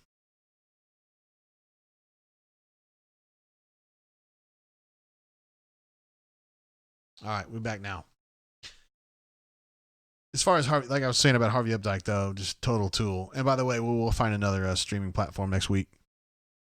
We're gonna cancel this one. He's just a turd, and I don't know what to tell you about it. He's just a bad person. So he gone, and that's that. I don't really have much. I don't want to get any deeper with that guy. I mean, sometimes, it's kind of like when you watch these games and you have the streaker that gets out on the field and they don't ever show it anymore because it just adds, you know what I mean? Like, almost legitimacy to the bullshit he's doing. Like, that's kind of how I feel about talking about Harvey Updike. So he's gone, and, sorry for his family. And, yeah, moving on. AU Texan says, hero to the Bammers. I'm going to be honest with you, dude. Now, listen, I don't interact with a bunch of Bammers, okay, to be fair. But the ones I've talked to, they think he's a dick. Now, maybe they know that I'm an Auburn guy, so they don't, you know what I mean? They, like, change their delivery because they know where I'm coming from. But I've not heard anybody say that, oh, yeah, man, that guy. No, they all think he's a dick. Maybe some dude on a message board who's just talking shit or whatever is like, yeah, Harvey. But he's not. He didn't really breathe. He didn't really mean that. Let's see. Easter says he might call in with a funny story about him. I mean, I'm open to it. We'd love to have you on the show, but I don't want to make it, I definitely don't want to deify that guy because he's a turd. An absolute turd. Raven says he destroyed a barrel pick of Buffalo Trace today. Man, I love hearing that. Hell yeah. Hey, caller, welcome to the show. How you doing? Hey, Jay, it's Easterwood. What up, Easter? How you doing, brother? Let me mute your thing. Sorry. No problem, right. brother. So, first of all, I want to say I'm sorry to you and to everybody else for that freezing there. I don't know what's going on with that, but I'm glad you guys told me because then I can get it back started. All right, continue. It's all right. Internet's being all crazy everywhere. All right, so I have a confession. So my wife is a graduate of Alabama, unfortunately. So I have to live with that every day of my life. But I have a good story as a result of that. So after the 2011 national championship game on Bourbon Street, we ran into the guy because he was on parole in Louisiana. He's on parole. He couldn't leave the state. And so And so my wife, who graduated from Alabama, I graduated from Auburn, puts her finger on his nose and says, "You are an embarrassment to everyone who graduated from Alabama. Get your sidewalk butt off, off our team, off our fan base." And what was his reaction to that? Face. Like, there was like half the Bammers were like cheering her on, and like half the Bammers were like on Harvey's side. It was the weirdest thing ever. But damn, it's pretty funny. So what was his reaction to that? He like stared her down for a couple of minutes and just kept on walking. So, and you got to see this guy in person, right? Yes, he was wearing that jacket that he's always in the photos with. Oh, that goofy ass, like with the elephant on it and shit. Yeah, it's got like a Letterman's jacket looking thing. But yeah, it was like right after the Alabama National Championship game. I was there. I was with her. I'm not going to miss a good football game. Of course. But it was hilarious. I'll have that story to the day I die about the crazy dude. And he looked like just kind of like a little sad sack dude, right? Like he's like kind of a little dude. Oh, yeah. Yeah, he was probably about 5'7", rotund, looks pretty in bad health at the time. That was 10 years ago. Yeah. Surprised he made it this long because he always looked kind of like you mentioned, like rotund and just not feeling great, Yeah. So, yeah, he was not in good health. But the crazy part is if you actually hang out with folks that, are upstanding citizens, even though they are Bama fans, they hate the guy. But the normal sidewalk folks idolize the guy. So it's kind of funny how dichotomy he is. Call Me Biscuit says, "Put a finger on his nose. I am scared of Easterwood's wife." Oh, yeah. The folks that know me, there's a bunch of bunker folks that know me personally. They know that's the fact. Really? So, is your wife she's a ball breaker? Oh, yeah. She's an intimidating lady. Really? I mean, is she A-type personality, like A-type personality type person. Was she like an athlete? Was she kind of can kind of whoop your ass, or? No, she's just very driven and motivated type of lady. Oh, okay. So she's always like forward thinking and that kind of thing. I don't really know how to describe it. Yeah. I'm married to a type A girl who can actually physically kick my ass. So I mean, I am what I am, I've never actually tried it, so I don't want to find out. I don't blame you. Let's just keep it not that way, right? Yeah. So that's pretty much my story about old Harvey. I don't want to make him that big of a topic, but someone putting their finger in their mouth, especially an Alabama graduate, cussing him out for good entertainment. Yeah, that's awesome. I think you married the right girl, in my opinion. Yeah, unfortunately, she went to Alabama, but everyone forgive me for that. So I'll now be able to ridicule in the bunker, but whatever. No, I don't think so. I think as long as you guys keep it straight, I think it's fine. I really do. And it sounds like you guys got it straight. She seems like a better than average Alabama fan, my opinion. Correct. Yeah, correct. Over the years, she's gotten less and less obsessed with football, so it makes it easier. And also, she went to Alabama, so that puts her in like the 5% of the actual Alabama fans that have been to Alabama. Yeah, so I tell her she's the rarest thing ever, which is an Alabama graduate. That's true. You don't run across them as often, no. No. All righty. Well, thanks for playing Warzone the other day. You carried my ass, taught me how to play. So. Well, dude, listen, man, we've all been there, and you're gonna get better. I know you are. So me and Locked On and Double D's or whatever, we'll play with you again, no problem. All right, see you, dude. See you, bro. There he is, Easterwood, 3-time rundown shout out. Is what he is. AU Pooch is logged in, much like McBiggins. And there we go. Let's see. Raven says, I don't know. Uh-oh. We got another caller coming in. Hey, caller, welcome to the show. How you doing? Hello? What up? Who I got on the horn? This is Raven. Well, I'm with Raven P. Well, I want Raven on the horn, bro. We got some information about a football-only facility. Okay. What can you share? What are you allowed to share? $91 million being bidded out on this week coming up. $91 million. Unconfirmed source. Don't ask. You ask. We hang up. That's the number. Play it out. Hold on. Yes. What else can you add? You got it. Just knowing that.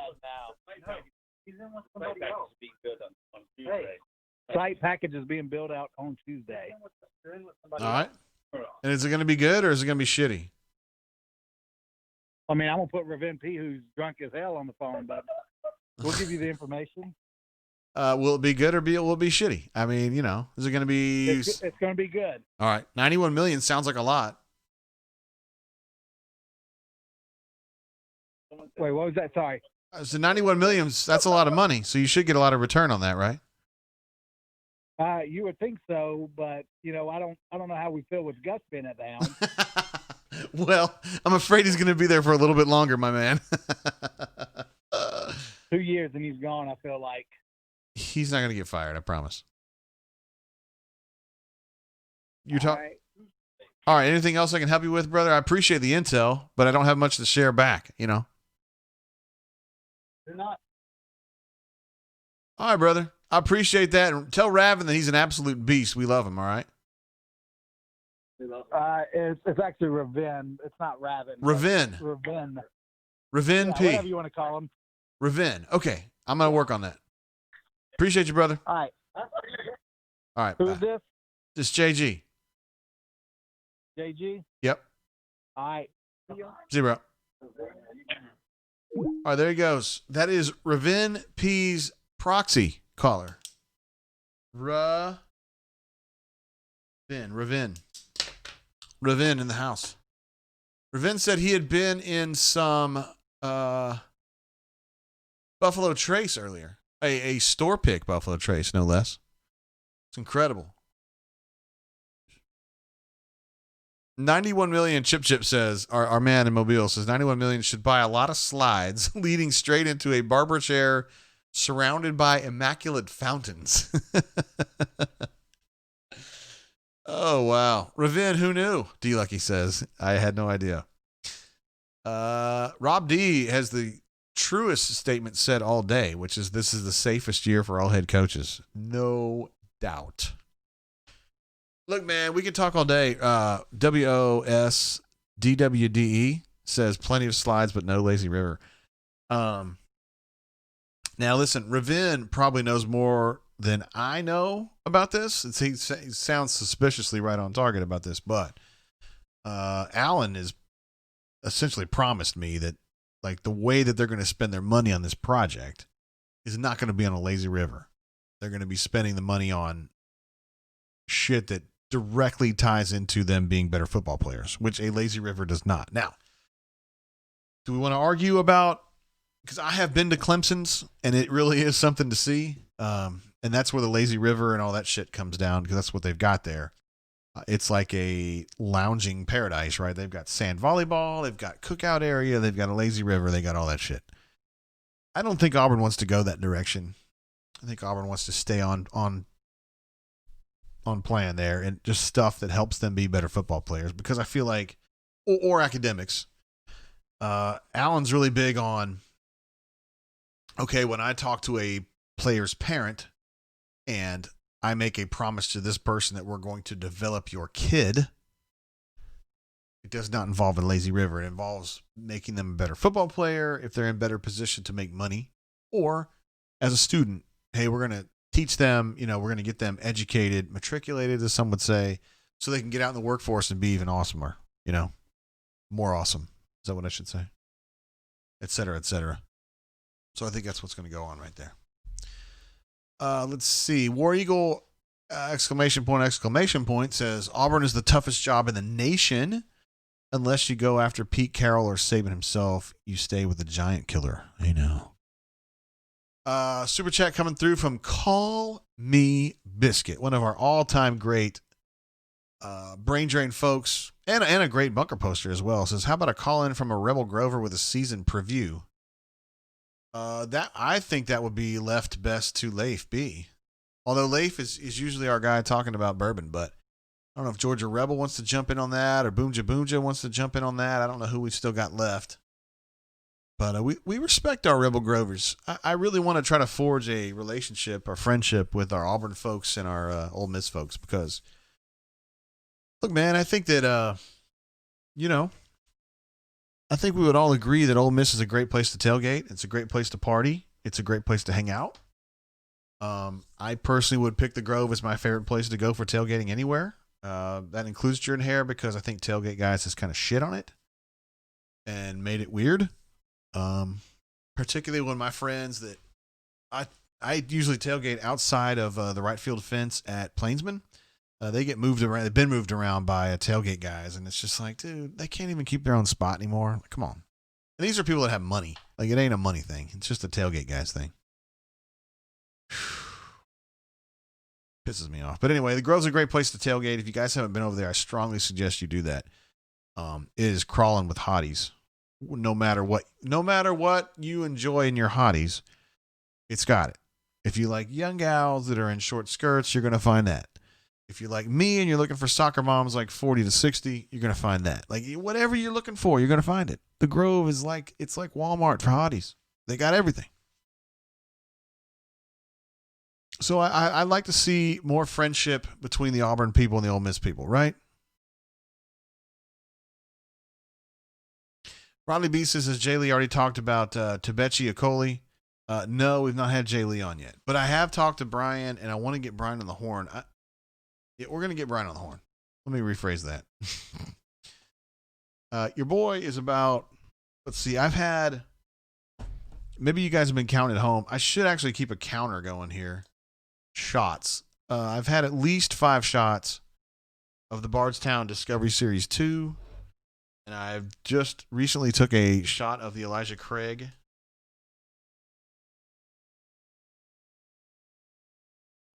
Be sure and hydrate, guys.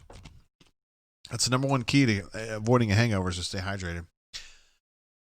Bart M asks a great question. How do you think no fans or limited fans will affect games? I think it will suck, but I think it will affect things equally. And we were talking on last week's show about how we strongly suspect Florida pipes in fan noise. You know, I think they will pipe in fan noise, which is fair. I mean, if you're only 20% full, why not? Unless the SEC comes out and says you can't. And, you know, Florida's going to fight that.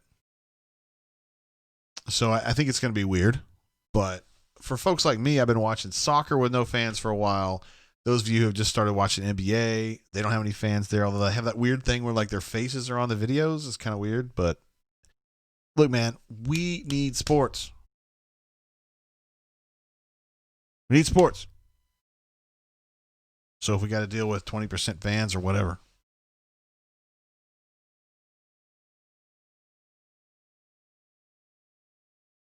It's just part of the price we pay. Call Me Biscuit says, what was JGT commenting earlier that LSU has the hottest women in the SEC? That's like insulting to Auburn and Ole Miss. He likes them dirty and smelling like corn dogs.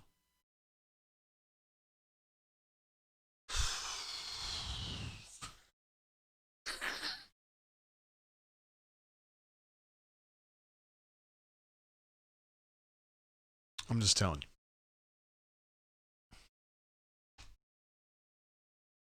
You know, I mean, I'm not trying to give you guys an unbiased opinion, okay? I happen to think LSU has the hottest girls. I don't see what's wrong with that. They are legitimately hot. Hey, caller, welcome to the show. How you doing?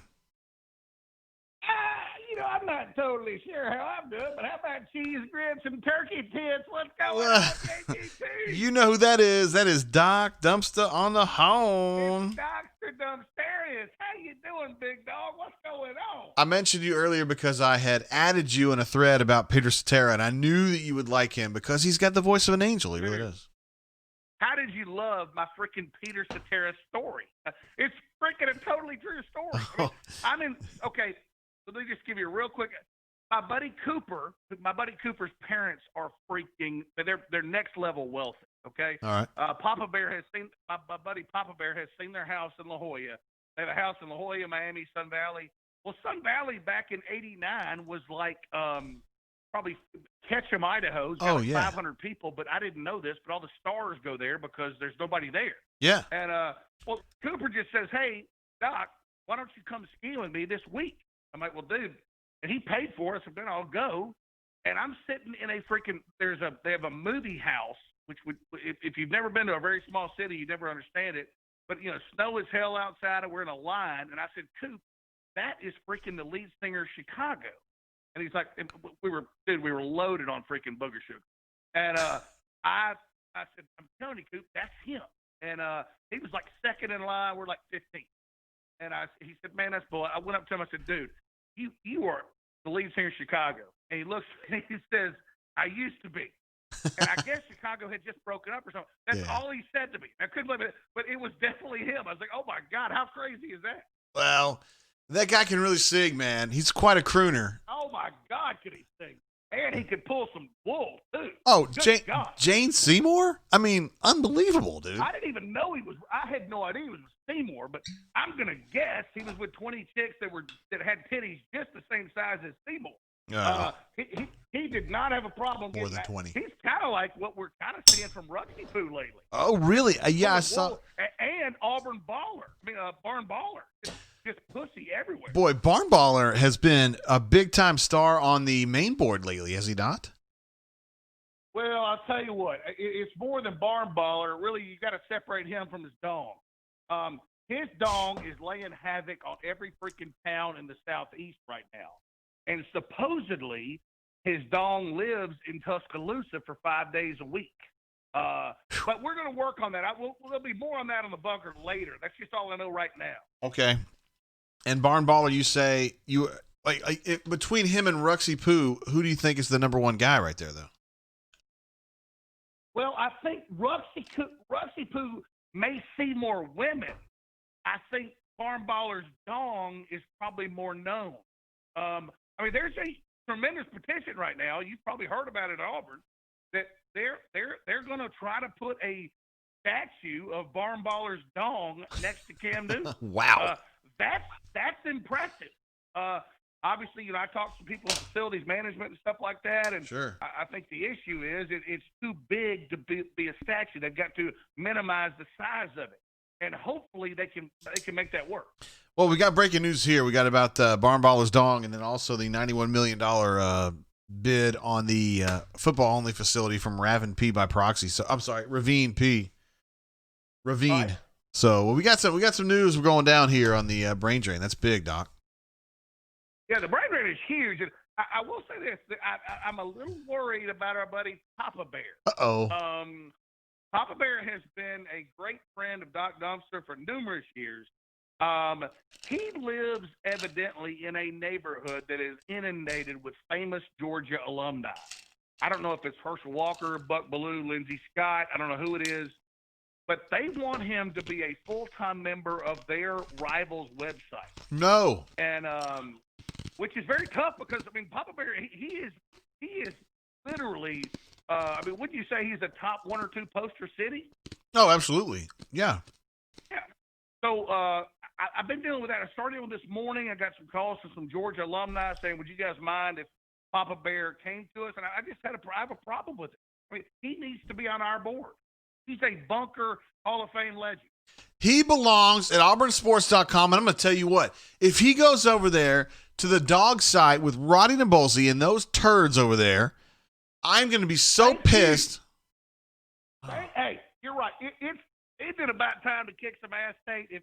You need to talk to Papa Bear, okay? And listen, he is all Auburn, but he's just getting all these. I can't even tell you. It is Hall of Fame Dog City trying to get him to go over there. It's crazy. Does this have something to do with Amanda? Did Amanda play into this somehow? I will. No, I don't. I never bring up Amanda because I love Papa Bear so much. I didn't get into that whole situation, and I love him to death. Listen, we've all got some weaknesses.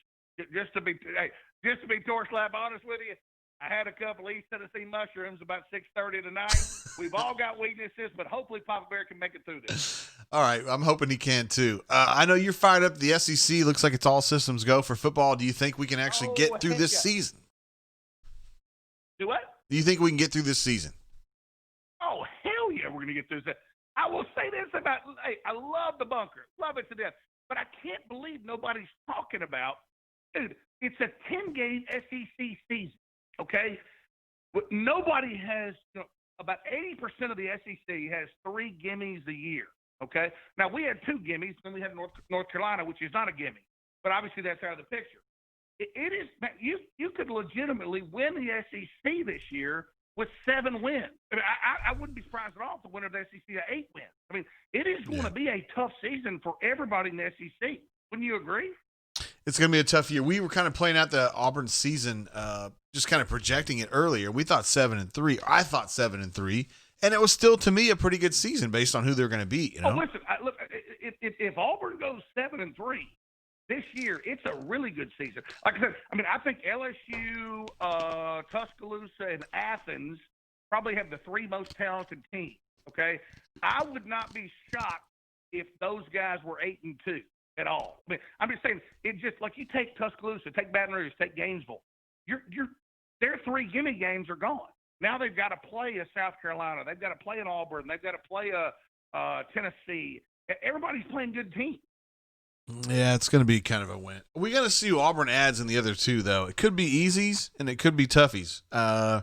And we got some late intel here in the last hour that suggests that Vanderbilt could be in play, which will be wonderful from an Auburn perspective, right? But that means who's the other team? That'd be good.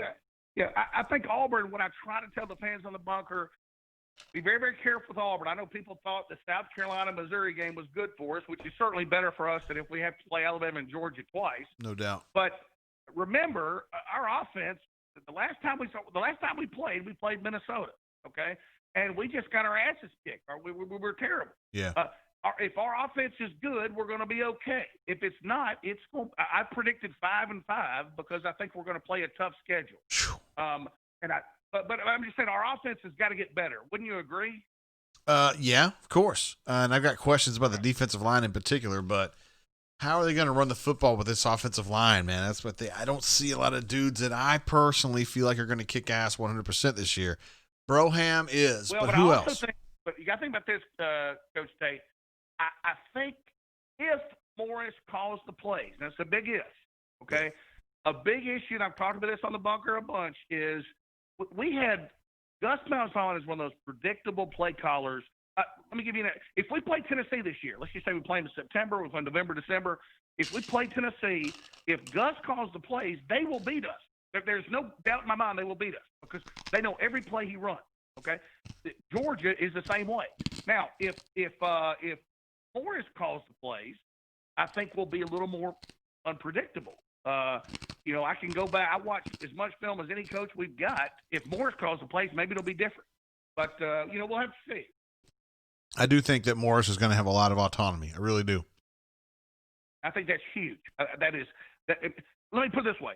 If our running back, and God, am I going to miss Booby, but if our running back has a 21-yard run, okay, and then the next play we throw a screen or a slant or something that's not right up the middle, that will shock every SEC coach besides Gus Malzahn. First down, let's go up the middle. I mean, that's basically Gus, right? Yeah. I mean, a 22-yard gain by Booby Whitlow or whoever, Schwartz, or next play, it is right between the center's asshole. Absolutely. Okay? What we've got to do now, Morris, if he doesn't do that, every other coach is going to be like, holy mother freaking crap. Auburn has changed their way. Well, we've done it for 5 years. So I'll never forget, Booby Whitlow had a 20-yard gain against Tuscaloosa last year. And the next play, we run hurry-up offense. Gus hands it to Booby right over the center's ass. And then it's a 1-foot game. They had 11 players that sold out knowing Booby would get it right over the center. Now, if Morris calls plays, it'll be a lot different. Well, I think he's going to be calling plays, Doc. So I'm going to give him the benefit of the doubt because I remember what he did at Clemson, and he was a badass, and I think he can do that again. Oh, I think Morris has got a great track record. Now, Arkansas is tough, but I do want to tell you this, JG Tate, which I don't have a lot of time, but I want to tell you, the interview with freaking Doc freaking Hickory was just total freaking titty central. Is that guy about tits everywhere? That guy's a badass, man. That was a great. I love hearing Hickory. Well, I mean, we need more Hickory, but we're going to check in with him from time to time and just kind of see what's going on. But he gives it to you straight, Doc. I mean, we don't have to worry about any kind of political bullshit with him. He just tells you what he's seeing, and that's what he tells you right there. Oh my God, dude, the bunker. I was telling a guy the other day on the bunker in terms of what people pay for the bunker. Now, I know we don't have any sports right now, but you're getting Hickory. You're getting freaking Steve Sawbone. You're getting JR24, I think CFB Addict. All these COVID-19 posts, which turn terribly political, and they're freaking horrible. But if those guys post, those guys are working in hospitals every single day. I know. It is just incredible information. I love it. I know. Just great. Now, it's not always the best news. I'm not saying it's great, but they're posting what they see every day that is incredible to be on the bunker and see it. We've got so many great posters. And the guys you mentioned, CFB Addict, Steve Sawbone, Mr. Hickory. We got so many just great hospital folks. What about that? Has Power Man called in tonight? JD Robb also. Hell yeah. Power Man called in. Power Man called in. Power Man was one of our first callers tonight. Hell yeah. Jumped in early. Oh, my God. I love Power Man. The Power Man probably breaks it down better than any bunker member we've got. Did he have a great call tonight? Oh, of course. I mean, every call is great, but we don't have a lot to break down yet. But he had some great ideas about kids getting back in school and just what returning to season in football, what it means to all of us. So he's awesome. Yes, yeah. Kids, you know what? Kids need to be in school. Just to be honest with you, my nephew's in school, and I think 75% of his school has already tested positive. I think we're going to find that from the schools, which was another great article in the bunker. Someone in the bunker had an article where basically they said the doctors, what they don't understand about COVID-19 is, let's just say there's two guys, 6 foot tall, 180 pounds. One of them has a cough and one of them died. And I thought that was very interesting, talking about what we're dealing with. Yeah. It's tricky, man. So, and you got to always. Yeah, I'm just saying, it's crazy. But yeah. We need the kids back in school, and hopefully they'll go back to school, or but we do need them back in school, and hopefully everything will work out. Yeah, word. And I know that you've got great feelings about Ruxy Poo and Barn Ballers, so we're going to keep that in mind. And yeah.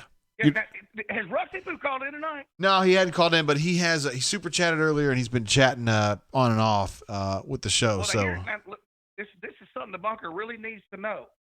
He went on a blind date last night, and somebody called me literally like 7:30 this morning saying that Ruxy Poo was just banging the hell out of some girl from Cobb County. Damn. Okay. And the next thing you know, somebody on the bunker posted that he was going to the pool with this same girl this afternoon. And so I don't know. I haven't talked to Ruxy, but evidently Ruxy's been pretty busy. Damn. Well, I'm happy for him, dude. I mean, geez, he's living that life and he's doing the things. Yeah. I mean, good Lord. I mean, Ruxy Poo is one of our famous, him, Crocky Poo, great posters.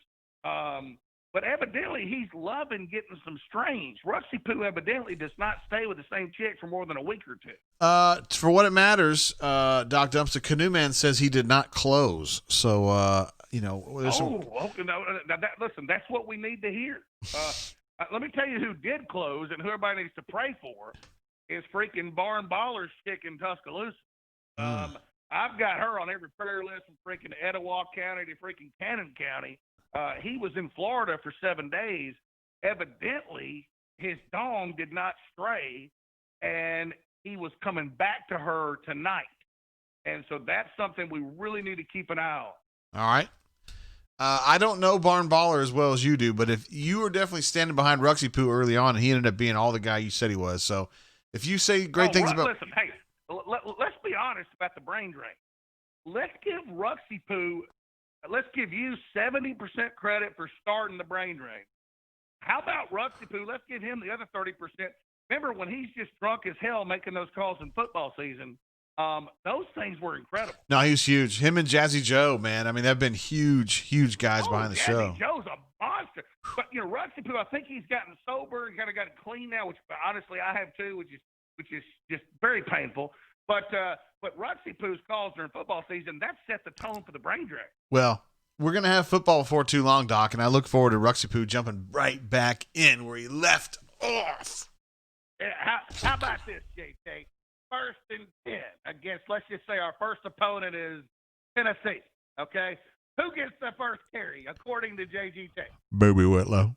No, I'm just kidding. Wait, Booby's not even on the team. I mean, give me somebody that's on the team. Sean Shivers on an end around that Tennessee does not get fooled. Are you talking about Shivy Poo? Yeah, Shivy Poo.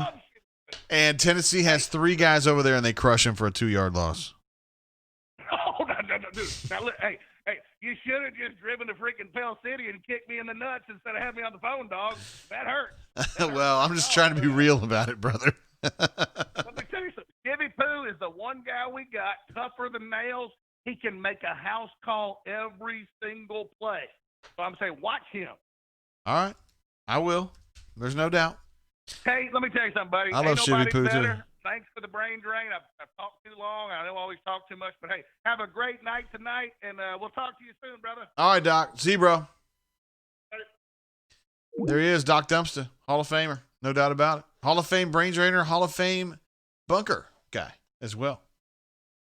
Let's see. Ravine says, JG, you need to get my next call. Okay. Well, I mean, I guess he was calling earlier, but we had Doc on. Like, I can't take more than one call at a time. I mean, because we're talking to the callers. Let's see. Ravine says, I know my proxy will call in. Okay. Fair enough. Is there more information that needs to be shared? I don't know. We'll see. Canoe Man says 1 a.m. beaches. It's currently 9:35 in the Central Time Zone, 10:35 for our friends in the Eastern Time Zone, and I don't know. Maybe it's 1:35 in Guam. No, hell no. It'd be way earlier in Guam. In Holland, it's maybe 2:30 in the morning. I don't know. Something like that. I am so bothered by the fact that we went offline again, or I hiccuped earlier. And it's not an internet problem. I'm so pissed that we go over to this great OBS and it screws up. So we're going to have to get a new solution for next season, or next week, I should say. I can't have this going on. What were we talking about also? We did break some more news as far as Doc Dumps is saying that Barn Baller is going to get him a bronze bust there at Jordan Hare. If true. Oh, let's see what we got. Let's see if this is Ravine's people. Hey, caller, welcome to the show. How you doing? Hey, this is the proxy for Ravin Patel. Ravin, yes. Ravin, as you call him. Yeah. I'm just wondering why we moved on from the $91 million bid earlier. Like, I feel like that's something we should talk about. I don't really know where to go with it, brother. That seems like a lot of money. I think it's going to be a great project for Auburn in recruiting and then obviously in student athlete development. But what else we got? If you look on the facilities website, August 4th, 3 p.m., there's a bid going out for site grading. All right. Read between the lines. That is going to be the track and the tennis court.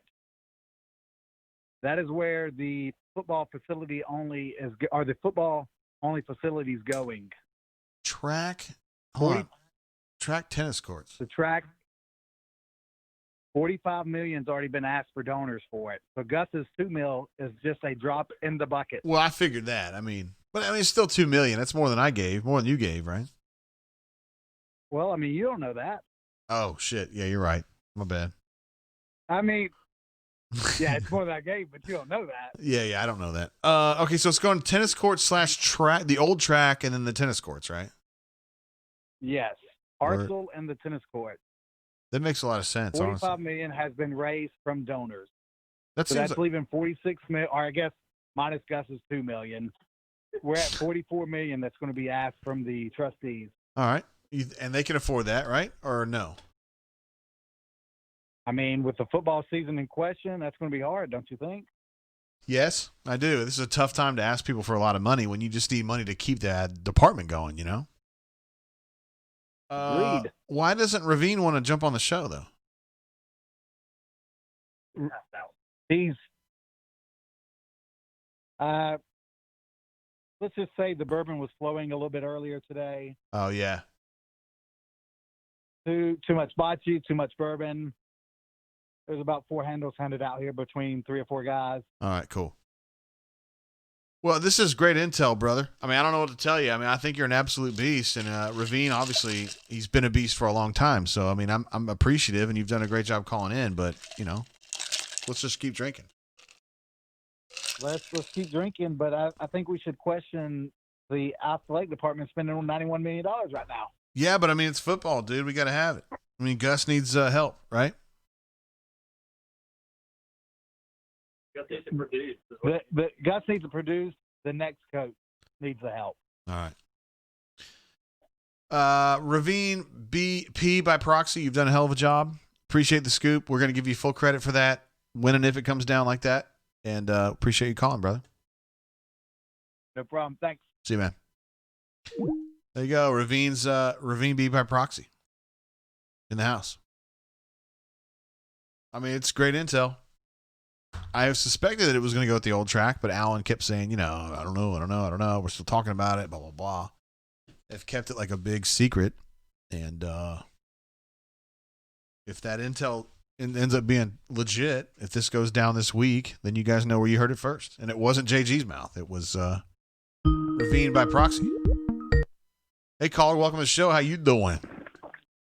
I'm good, brother. How are you? Hey, what up, D-Lucky? How you been, bro? I'm good. We got some scoop right there ahead of you, I think. Or maybe not. I don't know. Pseudo scoop. I mean, I don't imagine a whole bunch is going to be done right now anyway. So, yeah, it could be wrong. I mean, $90 million for a football. I'm not necessarily. I mean, that seems like a fair amount for a cutting edge facility, but this seems like a weird time to be trying to put down a $90 million football complex. That's all. Yeah, I would have expected that to be delayed or pause for just a little while, just to see if the season kicks off, or use it as a, I don't know, marketing ploy if the season gets canceled or something. But I wouldn't expect to see anything about it right now. Seems like you want to try to keep your tennis team going. But I don't know. I could be wrong. I don't know what the priorities are. Yeah. Hey, like I said, dude might be connected. We'll find out sooner or later. Yeah, we're going to find out. I know Alan's been busting his ass out there trying to raise money. So, I mean, and I know he's good at it too. So, I mean, good for him if that's legit. I have to check with Alan on that for reals. What else has been piquing your interest, D-Lucky? It's good to hear Doc call in. It's been a little while. Doc is Doc. Doc and I have actually talked live in real life. Is that true? So, no, that's legit. Like on the phone? He mentioned him like on the phone. He legit sent me a DM and wanted to reach out, and we have had multiple conversations. About just social shit that's going on? Yeah, social stuff. I think, I think he said that, yeah. He just said, hey, I'm a white dude and there's stuff happening and I don't understand it all. Can you help me? And explain what you see. And so we just talked through it. So it was good for him to reach out. I was appreciative that he wanted to have the conversation, and I think it helped clear up some thoughts that he had, and some thought it was good, productive. That's very interesting, man. I mean, that's really cool of him to do that, and cool of you to do that. Yeah, I mean, Doc's he's got a character, but Doc's a good dude. So yeah. He wanted to make sure that he had a decent understanding, and I'm always open for conversation. I don't feel like we get anywhere by being closed-minded, so I don't know everything about everything. That is something I say all the time. So if somebody has a different point of view, I will honestly try to listen to it and try to take my bias out and listen. But I know I'm not always successful, but I try. Yeah. Your thoughts on this football season going through?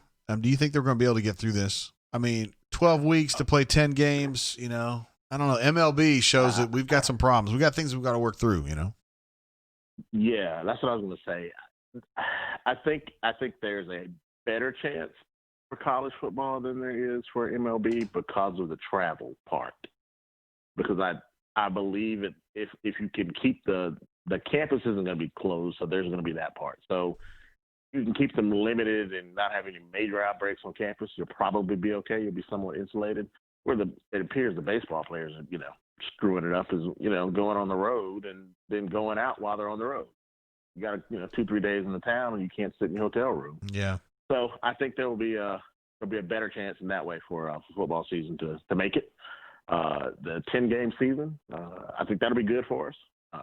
I'm probably more optimistic schedule-wise for us, hopefully. In the back of my head, there's always the Auburn buzz that makes it feel like we're going to get Florida. We're going to get Florida. We're going to get Florida, and Florida again. Somehow, double Georgia. There'll be some way that this will not work out in Auburn's favor. It tends to not work out in Auburn's favor. Yeah, or it will be the exact opposite, and Chad and Gus will be a match made in heaven, and we will come out, balls to the wall, go undefeated with the toughest schedule in the nation and then have basically nothing to show for it at the end of the 10 games. It's happened before on that too. Yeah. That's just kind of, one of those is going to play out. We'll see which. I've got a lot of faith at in this point- Chad Morris. I think Chad Morris is a badass, and I think he's going to make it work, in my opinion. Yeah, Doc had a great point. I think that we're concerned about the offensive line for sure still, and the defensive line, so those are concerns. Oh, yeah. But I do think there's a benefit to having Chad that we'll be a lot more balanced. So we might not have to knock people over every single play in order to have some holes to run through. So that's what I'm optimistic about. Yeah, that was the thing last year. Just not consistent in the run game for various reasons. Yeah. I mean, like Doc said, when they know you're going to run the ball on first down, it's easy to put 9 in the box and stop it and put you at 2nd and 10. And then, tougher. He did a lot of that last year, didn't he? A lot. Way too much. Yeah. And I get the whole you got to execute and all of that, but the difference in execution, you can execute if your players are better than the other players. You can execute every time, or at least enough that it doesn't matter. But when they're as good as you are and they know what you're doing, it's really hard to execute. Yeah, I know. And there's a lot of good questions about, will Gus let Chad do what he does? Because Gus has not been great about giving people authority here lately, but his do-over, his refresh, whatever you want to call it. Yeah. He can reimagine himself and, come out of this thing smelling like a rose if he does it right. So we'll see. If he does it right, that's the thing. Yeah. All right, D-Lucky. He might guss it up. Hey, before I jump, hell yeah, I'm always curious about origin. I'm always curious about origin stories. That's a good question, bro. I'm not 100% sure. It definitely wasn't radio play. I think it was just kind of, because you're approximately my age, right? I'm 48, so you're a little younger than me, right? Yeah, a couple of years. Okay, but I don't know. I've always kind of liked Mavericks, and I don't mean the Dallas Mavericks. I just mean social Mavericks, and those guys were definitely Mavericks at the time. And I don't know, man. Like Eazy-E, just the dude he is, spoke to me for some reason. Like little dude, talking big, like rapping. But I don't think he was ever a great rapper. But they kind of made him a great rapper. But he didn't really care about that because he was still Easy. Something about him really spoke to me like that. And I mean, to be fair, dude, I'm just like a middle-class white dude in Tulsa, of all places, which had nothing in common with Compton. But I don't know, man. I was just down with what they were talking about and stuff. Even though that didn't affect me personally. I didn't have problems with the police at that point in my life. But yeah, I don't know. No, I know. That's why it's interesting to me. Because for me, I'm younger than you, but I didn't have any police issues at that point in life. And growing up in Alabama, to hear something about Compton, California, I mean, I might as well have been on the other side of the world for all I cared. But it like you said, spoke to me. So it was interesting. I thought you might have been in California or something. So the fact that you were in Tulsa makes it even more interesting. Well, I mean, I had been in California prior to that, but I mean, again, dude, I was like 10, 12, 13. Like it wasn't, and I was in San Diego. I wasn't in Compton, so it wasn't the same. Right. So yeah, I thought it might have been a Cali connection or something, but the fact that you were in Oklahoma. Yeah. It's a little different. Yeah. All right, man. That's good stuff, though, bro. Appreciate you, D-Lucky. Hey, as always. See you, Appreciate man. the shows, man. Stay safe. See ya. There he is, D-Lucky. We are frozen again on the daggone show in the middle of D-Lucky's call because D-Lucky's a badass. And we should never freeze warnings. It just all of a sudden just drops. And then it's just kind of back to where we were.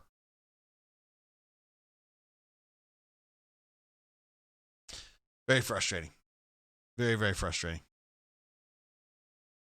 Again, because I don't get any warnings on my side. I just see the viewer count drops because for obvious reasons, and then I'm just like, here we go. I really thought it was going to be better on this platform, but not this time. So I'm really hopeful that you guys had a chance to hear any of D-Lucky's second half there. He was asking me about NWA and why I cared about them at the time. Interesting. All right, we got sound back. Great. We'll get it straightened out for next week. That's my guarantee to you. He was asking me about why I care about NWA, and I didn't have a great answer for that. I mean, I was a white dude living in Tulsa at the time. This is like 88, 89. And I don't know, maybe the fact that I was from California at the time, maybe that had something to do with it, but it was more just about them being mavericks and just kind of like pushing boundaries and being real. Because you guys know me as a bunker mod, basically, and I have to do the job. But in real life, I'm kind of a hellraiser, and I talk shit and I get myself in trouble with my mouth. I don't do that as much on the bunker because I just don't want to do that. You know, I have a role to play there, but so that really.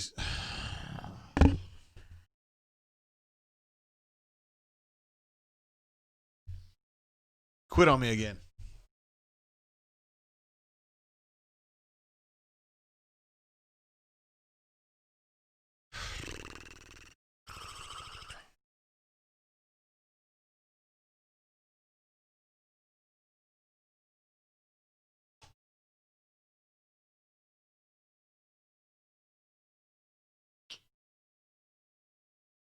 Frustrating.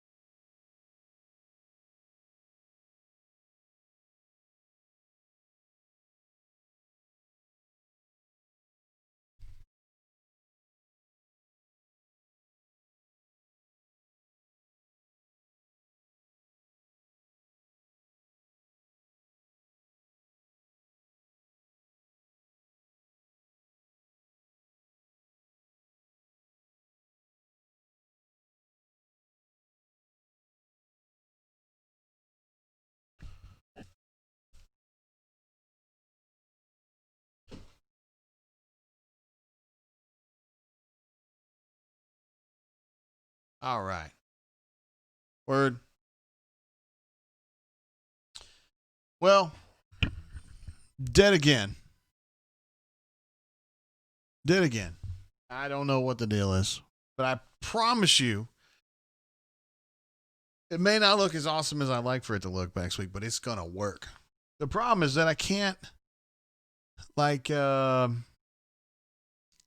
can't, like, I can do, like, test runs and stuff, you know, and I can, like, do a recording and make sure that everything's working. But when we go live, like, to YouTube and stuff, like, I can't simulate that. We just have to actually do it. And obviously something about this is screwing up and, you know, it ain't working. So we're going to figure it out. I am going to figure it out, and we will be 100% solid as can be next week. It's embarrassing to me, honestly. Because, I mean, like, I feel like I owe it to you guys to be here every single Saturday night, with the exception of the Gatlinburg deal. It's kind of weird. But these are things that I just can't predict, you know? It's just weird stuff that happens. We're 20 minutes into a stream or 50 minutes into a stream, and then it just quits, and I don't get any warning. The only warning I get is y'all saying, dude, it's frozen. Like, I don't know. I can't tell from my perspective, so we're not going to do this anymore. This happened last week, and I was like, it's a one-time thing, and then this week I'm like, no, we're not going to do this anymore. So we'll go another direction. Super frustrating. Corny says, do a midweek mini show. That is totally fair. We're going to do that. Hopefully I'll be able to get the other platform going. I don't know what it's going to be yet, but when we get it going, then we'll do a short show. Get it all going. So I'll give you guys a heads up. Those of you who are always on the show, you know, we'll just kind of do it like that. It doesn't have to be a big group or anything like that. Just, you know, typical stuff. D Lucky says, no worries, JG. It's preseason, homie. Dude, it's not, though, man. Come on. We've been doing shows since last September, and you got cut off in the middle of your call, which was a cool call, and I'm just pissed about it. Like, just pissed. Anyway, Warwick says, just joined. Are you canceling the show? Hell no, man. We're not canceling the show. It's just that we're having some problems with the streaming platform that I'm using right now, which is Streamlabs OBS. It's giving me some trouble. It just quits in the middle of a show. I don't get any warnings or anything, and it doesn't even show that it's quitting on my end. It's just that people say, yo, everything's frozen, and I'm like, shit, you know, and I don't know why. I get no warnings or anything, so it's just like that. That's the way it goes. So we'll work tomorrow. I got to do GPITS, but we'll work on it tomorrow. I'll work on it Monday or Tuesday, and we'll get this thing. We'll do like a short little show, maybe midweek, on the new platform, and we'll figure it out. We'll get it going one way or another. One way or another, we'll get it going. There is no doubt. Call Me Biscuit says, how are you working next week, JGT, on Saturday night? You got Maddie move in an anniversary. Is that next? Oh, shit. Is that? Hold on now. What? I don't know what day of the week Maddie moves in. I thought it was a Monday. But you could be right. Let's see. So she moves in on a Sunday. Shit, I hadn't thought about that. Yeah, we're gonna have to work on that. I can still do stuff though. It's not a big deal. Corny Mofo says your dial-up sucks ass, dude. Listen, man. I welcome the consternation because I deserve it, but my internet is good. I promise. Like, it's super good. Like, here, I'm going to show you guys I took a screenshot because I just wanted to see it. And I will post it for you guys so y'all can see what I'm talking about. Dude, my internet is good. I promise. Oh yeah, add a new source.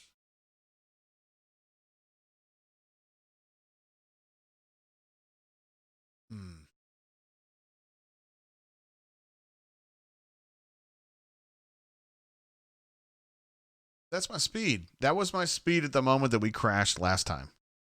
So, I mean, come on. Now, I haven't gotten to the upload yet, but my upload's usually 35 or 40. I got an 8 ms ping. Like, I'm good. Internet is not the problem.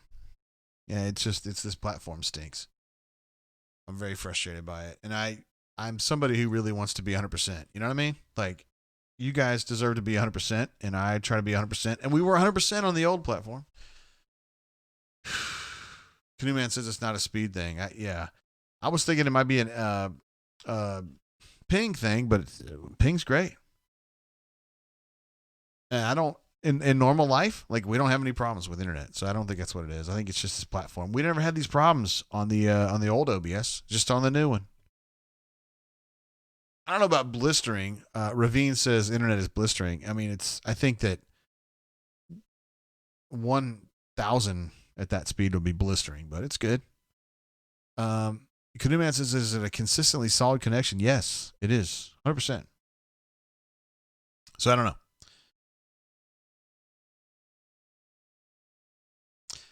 Again, we didn't have this problem before. We didn't have this problem when we were on the old OBS, only on the new OBS. But you guys don't want to talk about OBS. You guys want to talk about Auburn. And I hate that we went off on D Lucky earlier. It stinks. Great caller, great poster, and a great chatter on the show. I mean, he's great. I hate that we shut off.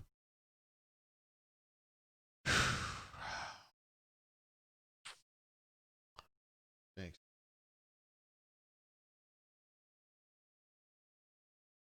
So what have we learned tonight? We have learned that everybody is stoked. Everybody's stoked about getting football back. This guy included. Of course, B-Matt, Jay Lee, and Young Nate as well. Call Me Biscuit says is the AA watching Prawn downstairs. She might be watching I call it Downtown Abbey. But no, probably not. I do want to get on the horn with Brian, though. And, I don't care if this platform bottoms out. Oh, what would I call it? No. That's not how we're going to do it.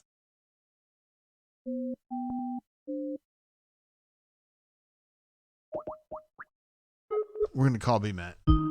He's going to save this.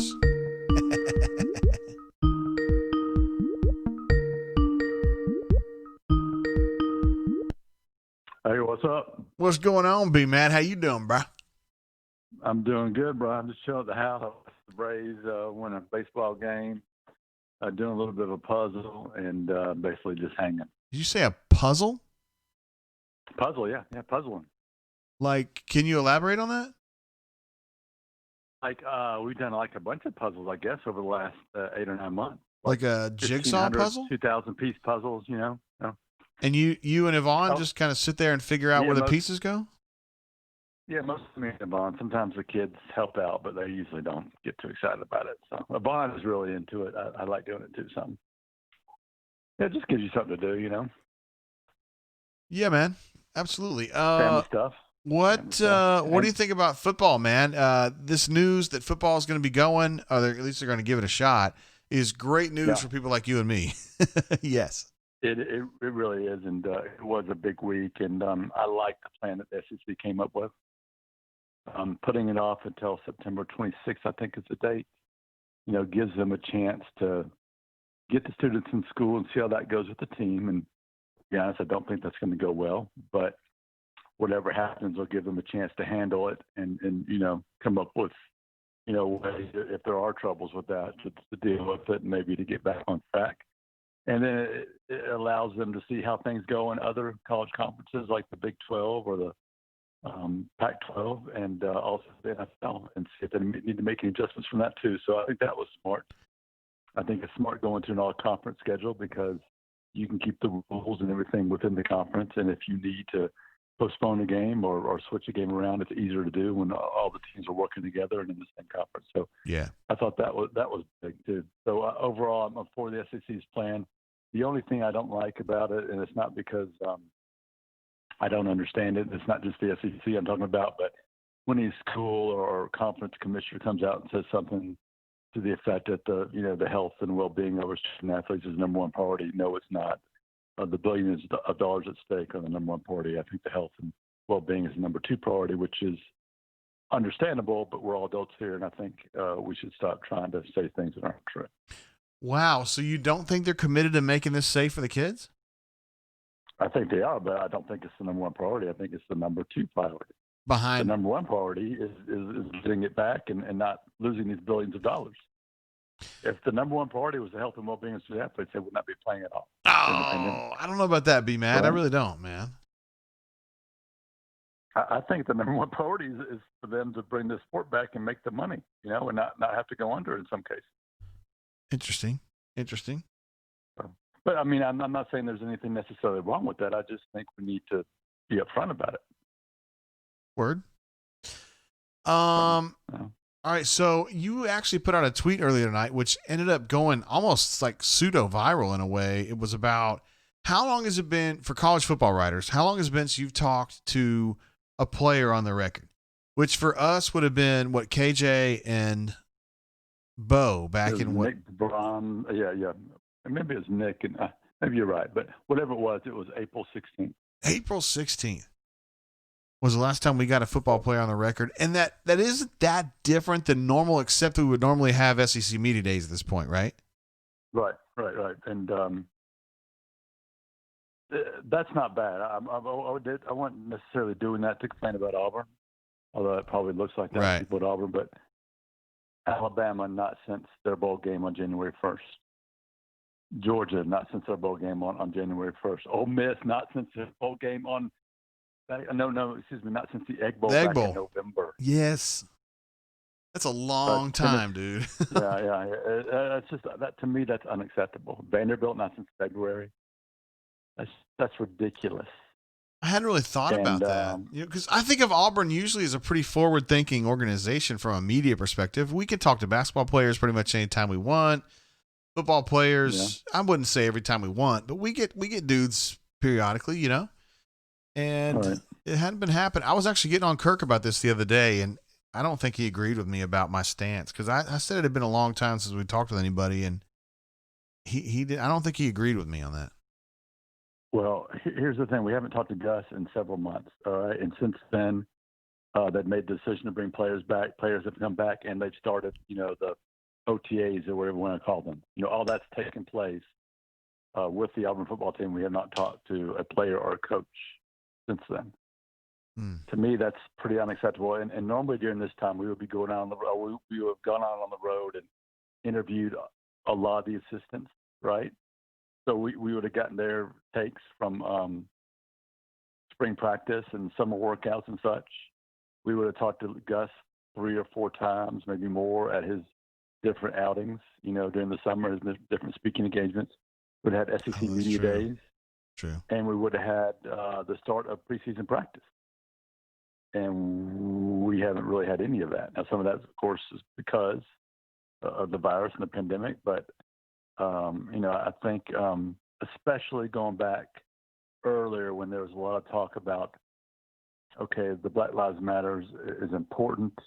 We need to make sure these young men are having a voice in this, right? And we need to listen to what they have to say. And in many ways, what they have to say has been stifled because they've not been allowed to come out and speak. Yeah, and we know we got some kids, excuse me, at Auburn that have very strong opinions about this, Right. And the other thing is, they are taking a risk.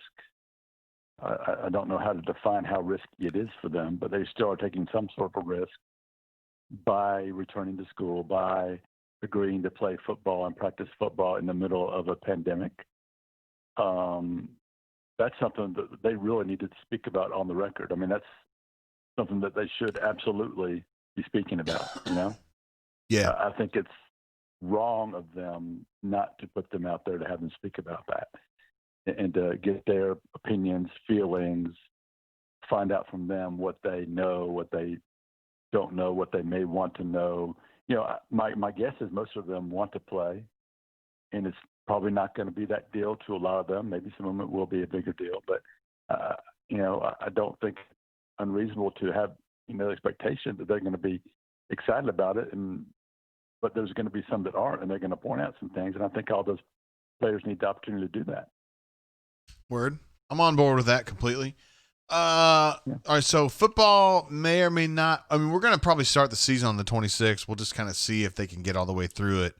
They've only built in, a couple weeks postponements to be able to make it to the SEC title game. You know what I mean? Yeah, one midseason game and then one at the end.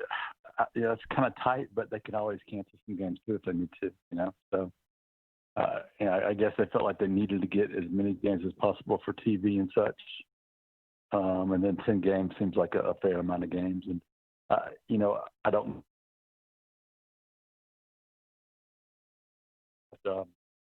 I think that works out well for Auburn. That if that's what happens, that will be the first time Auburn's ever got a scheduling break in this conference. Let's put that way, since I've been covering the thing. I know where you're going with that. Yeah.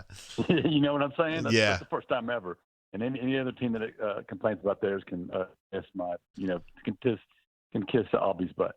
That's what I'll say about that. We talked about football, but basketball. Do you think there's at this point any way that basketball could be played next year? I mean, indoors, wintertime. Is that going to make it worse? You think? Well, there's a couple of things to keep in mind with that. They're a smaller team, so I think it's easier to keep them in that Suedo bubble or whatever you want to call it. They can play without fans indoors, just like football players can play without fans or with a limited number of fans outside. And then there's also the point that we may be in a better position with this pandemic and with a possible vaccine by that time. Maybe not October or November, but maybe by January, February. So I wouldn't completely rule that out. I might rule out fans being there and bringing them, but, they can still play basketball. Word. I would like to see basketball. I like basketball a lot myself. I do too, especially Auburn basketball and Bruce Pearl. There's no doubt. I like it too. Me and Christy like to watch that. We're pretty good. Listen, this is going to be out of left field, but Canoe Man from the chat wanted to know, where's the most interesting place you have ever urinated? I mean, it had to be when I was drinking back in the day, right? Possibly. When I was a kid, I used to let loose in the pool every once in a while, right? Wait, what? You did that in the pool? What? No, you didn't do that in the pool, did you? When I was a kid, I didn't know no better. Not as a teenager or an adult, for sure. I don't know. I can't think of anything. Did anybody come up with any funny answers to that? No, they were asking you. They weren't asking other people. It was just you. Corny Mofo says your choices are toilet, bed, or pool. Well, I pissed my pants before. That's when I was a kid, too. That doesn't count. Oh, that was a long time ago? Yeah, that's like, kindergarten type thing. Oh, I thought it was like a year ago or whatever. No, not recently, no. There is one other thing I want to talk about, too. Word. I love this commitment Auburn got. I absolutely love him. Yeah. Tell me about this young man from Missouri. Yeah, Tobichi Okoli, maybe. I have to work on that. I watched this film, and this guy is a freaking beast. First of all, he is big and long and just looks like a Rodney Gardner type defensive lineman. We got him listed at 6'5", 250, and that may be his actual size and weight, but he is every bit of 6'5", got really long arms, long frame, and he is a big physical kid who's pretty darn athletic. I think watching him, I think he's going to be one of those big physical set the edge type DNs, but I see enough athleticism from him that I think he's going to be able to really rush the passer too. I think he's going to be one of those guys that does both. I think he's eventually going to be a 275, 280-pound defensive end that can also get to the quarterback and apply pressure and be a really good run defender. I like him a lot. He looks to me more like a 4-star, like an all-star, like a really good, top-notch commit in this class, a guy that maybe as people get more of a look at him, reading about him, I think he's only played football for a couple of years. I think he's from Nigeria, one of those African countries, and may not be a lot of film or camp on him. So I have a feeling he's a guy that could really move up if he ever gets a chance, if we have these all-star games or whatever happens, I don't know, but still like his future at Auburn, like him a lot. Well, that's a great scouting report there, B. Matt. Way to be. Yeah, that's okay. But That's like a lot of the kids in this class. There's a lot of 3 stars in this class. There's a lot of them, and I don't, you know me, I don't say this about, I call it like it is, but there's more players in this class that are 3 stars that I think are should be 4 stars or higher rated than normal to me so far. This to me looks like a class that's much better than its rankings at this moment, taking into account that rankings can and do change and will change. All right. That's good stuff, B. Matt. You're doing a hell of a job, brother. I'm glad to have you on the team.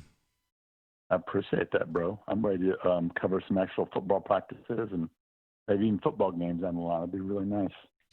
Alpha Tiger comes in late, wants to know your best guess for weekend baseball rotation for next year. All right. Well, definitely Jack will be one of your guys, and Cody Greenhill will be the other. My guess at the third guy, I'm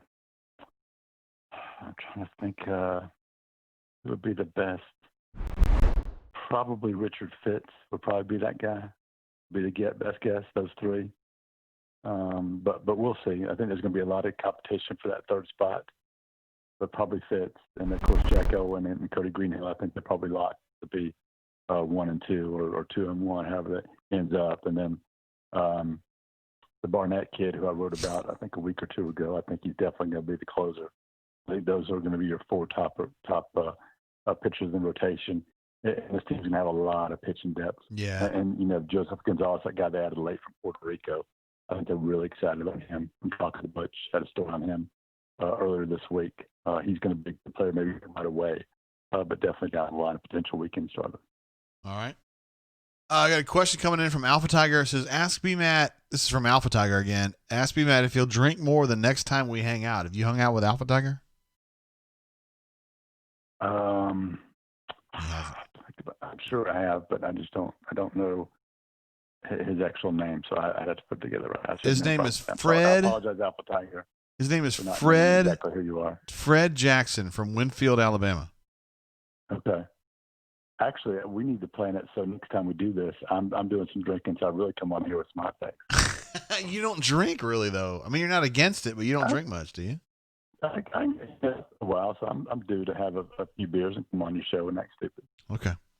Let's do it, bro. So remind me next week. Maybe we'll do that. He says that Alpha Tiger said he hung out with you in Chapel Hill, but I'm not sure if he's telling the truth or not. He's a guy that you can't totally rely on, you know? Yes. Okay. Gotcha. Yes, that was a fun trip. Went out there with Justin and a lot of the album beat writers, and we had a really good time up there. Yes. Word. Okay. All right, B. Matt. Pretty good game on Sunday too. Whew. Yeah, man. All right, bro. Hey, have fun tonight. Bourbon. Yep. Appreciate you being on, brother, man. All right. See you, man. See you, man. Bye. There he goes, B. Matt. Hall of Famer, in my opinion. My man Warwick says, damn JGT drinking the big money brown water. Well, yeah, there's a story to that. Keep those super chats flowing to support his habit, fam. Yes. Excuse me. So a friend actually sent this to me. My friend Michael M. From California sent this to me. And I'm going to be honest with you guys, I didn't know what it was when I first got it. I mean, when I opened the bottle, I didn't know what to expect. I didn't know anything about it. I mean, I had driven by that distillery and thought, oh, that's a really nice distillery, but I had never seen their product. So when I turned that up for the first time, I was like, holy shit, that's really good. And so that's what we're drinking tonight. And I haven't drank all this tonight because we've had this on the show before at least once, maybe twice. So this might be the third time we've had it, but it's tasty. If you guys can find a bottle of that, I think you'd be happy with it. Alpha Tiger says, I'm not reliable. Damn, Tater throwing a lot of hate tonight. Yeah, I'm not trying to hate on him, bro. Jake says, is B-Matt really a lib SMH? Yeah, I mean, B-Matt's, he's left of center, I'd say. But we respect him. Of course, Life is about kind of getting up with folks, and understanding, like finding common ground with people you don't agree with. We don't want to spend our lives hanging out. I don't want to spend my life hanging out with people that agree with me all the time. That's just my opinion. And plus, my wife's more liberal than I am, so we go back and forth. Canoe Man says, how heavy is the top? It's unbelievable how heavy it is.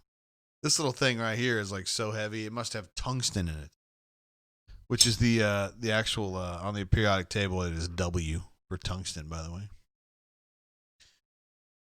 Jake also says those transitions are slick. Oh, I'm glad you like them. Let's see if we got some hot gals over here. Oh, snap, we do. We have Jill Arrington.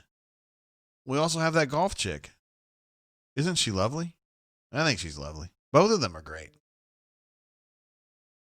They're both winners in my book. No doubt about it. Super chat coming through from Stoop Hop. Says JG got ball of friends. Boom. Listen, man, the whole thing with Michael, it just kind of came out of nowhere. But there are people, it blows your, well, first of all, you guys are on the brain drain, so you guys know that people are incredibly generous. That Auburn sports folks and brain drain folks are incredibly generous. But Michael's another example of that for sure. Hey, caller, welcome to the show. How you doing? Hey, JG, it's Leif. Hey, what up, Leif B? How you doing, bro? Oh, pretty good. Hey, man, this new computer program you have that sends this stuff out. No, it does. It does, dude. I know you know that. But, hey, man, what is the program called again? Well, so I went from regular OBS to Streamlabs OBS, which I thought would be a step up, and it's been a step down. So I'm going to dump that, and we're going to move on to something else. Well, Streamlabs, it's like the old saying, if it was raining pussy, it'd be catching dick. Oh, my goodness gracious. Wow, that's one way to put it there, Leif. Wow. Yeah. That's one way to put it. Yeah. Sorry, I've dipped my nose in the trough a little bit tonight. What have you been drinking, bro? Well, I started off with some of that Michter's rye that a friend of mine gave me, and I'm not a big rye guy, but it was hot. And then I was like, well, I need something, keep on cooling it off. And, you just had one of those little bottles in my special stash to make sure I could still taste. And then finished it off with some of that Four Roses Small Batch Select. Ooh, that sounds delicious. So, it wasn't too bad. We've got some folks clamoring for you to give an Ole Miss, breakdown on what they've got this season. Do you want to do that, or can you do that? Well, I can, but there's nothing to break down. We broke down last year. I mean, we had 3 years of Matt Luke, a guy that I was in college with. I even had a class with, and he was never impressive. I once saw him get stuck in a desk one time, and he had to get people to help unwedge his ass out. I mean, it's just silly. But, I mean, I'll put it this way. During his interim year, I went up with some friends of mine to the Ole Miss Kentucky game. And at the time, I think we were pretty much dead last in rushing defense. And I actually came prepared. I went over to the distillery I do work with, and I picked up like 12 of those little mini bottles. And I said, look, I told the guy, he's a UK fan, I said, look, I'm not going to have my wife or kids around with me. I'm going to see Ole Miss lose. I said, I'm going to start off putting bourbon in coffee. Then when I get to the stadium, I'm going to start putting it in Coke. I said, give me as many bottles as you can. So I had them all with me. I told my friends, I said, look, if y'all throw the ball more than 15 times, I said, y'all are going to lose. And, like, every time they would drop back and throw it, I would stand up and be an obnoxious asshole and go, that's one. And, I mean, every single time they passed. And we ended up winning the game somehow. And that was Matt Luke's best win. Maybe besides the Egg Bowl where Nick Fitzgerald broke his leg. But, yeah, I mean, the breakdown is this. We got rid of a crap coach, and we hired a coach that has a lot more swagger. So what's going to happen? Who the hell knows? I mean, We don't know what the schedule is. You know, he's behind the 8 ball just because the fact that had no spring ball, didn't really have a chance to get his system in. So I wouldn't bet on him. Yeah, I understand that. I mean, I don't usually bet on Ole Miss anyway. he needed a spring. I mean, they all needed a spring. He and State, and they didn't get it. So they're going to be behind the 8 ball big time. Well, yeah, four of the worst teams in the SEC last year, Missouri, Ole Miss State, and Arkansas, all got rid of their coaches. And so, I mean, they're going to be fighting and clawing maybe to get up a notch or two over each other, but they're not going to be gaining any serious ground. Yeah, not yet. So, You got to give him a year or two. Yeah. yeah. So anyway, hey, Owensboro made CNN this week. For what? Something good? Actually, there was one metro area in the last quarter that unemployment actually went down, and that's Owensboro, Kentucky, somehow, some way. And there isn't like an obvious reason for that? Like, what's the reason? I don't know. I mean, I guess it's because we're agricultural around here. I mean, like my business, I've slowed down a little bit, but nothing like everybody else. I work on scales for a living, and so, it's one of those things that if you're going to buy or sell anything, you either need to count it or you need to weigh it. So, it's not recession proof. I wouldn't say that, but nobody's buying a lot of stuff. But yeah, I still did a lot of work. I like bourbon. We all like bourbon. Oh yes, we all. I got some of that white dog. I got that white dog right here, brother. Speaking of the special stuff, did you ever partake? I haven't tapped into that yet, brother, but I need to. Yeah, I haven't had any of that Bardstown. The distillery here in Owensboro, they tell me that's sort of their main rival when it comes to producing bourbon for private labels. Like, actually this week, and this sounds really weird, Terry Bradshaw was in town because he has his own bourbon line now, and it's made here in Owensboro. Oh shit! But it was down to the distillery here and the one in Bardstown. And a lot of people say that the Bardstown one looks really cool, but when people want to see a distillery, they don't want to see something really modern and chic. They just kind of like something that's just, kind of old timey, I guess. Yeah, but I could see that. And Bardstown Bourbon Company's going the other way with that. Totally. Yeah, and it's an amazingly cool place. I mean, for crying out loud, they put a window in a rick house so people could see. They did how they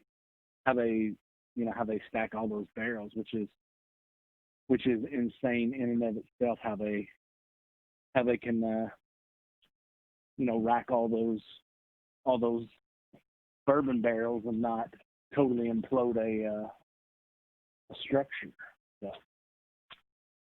But anyway, Leif B, you're a badass dude.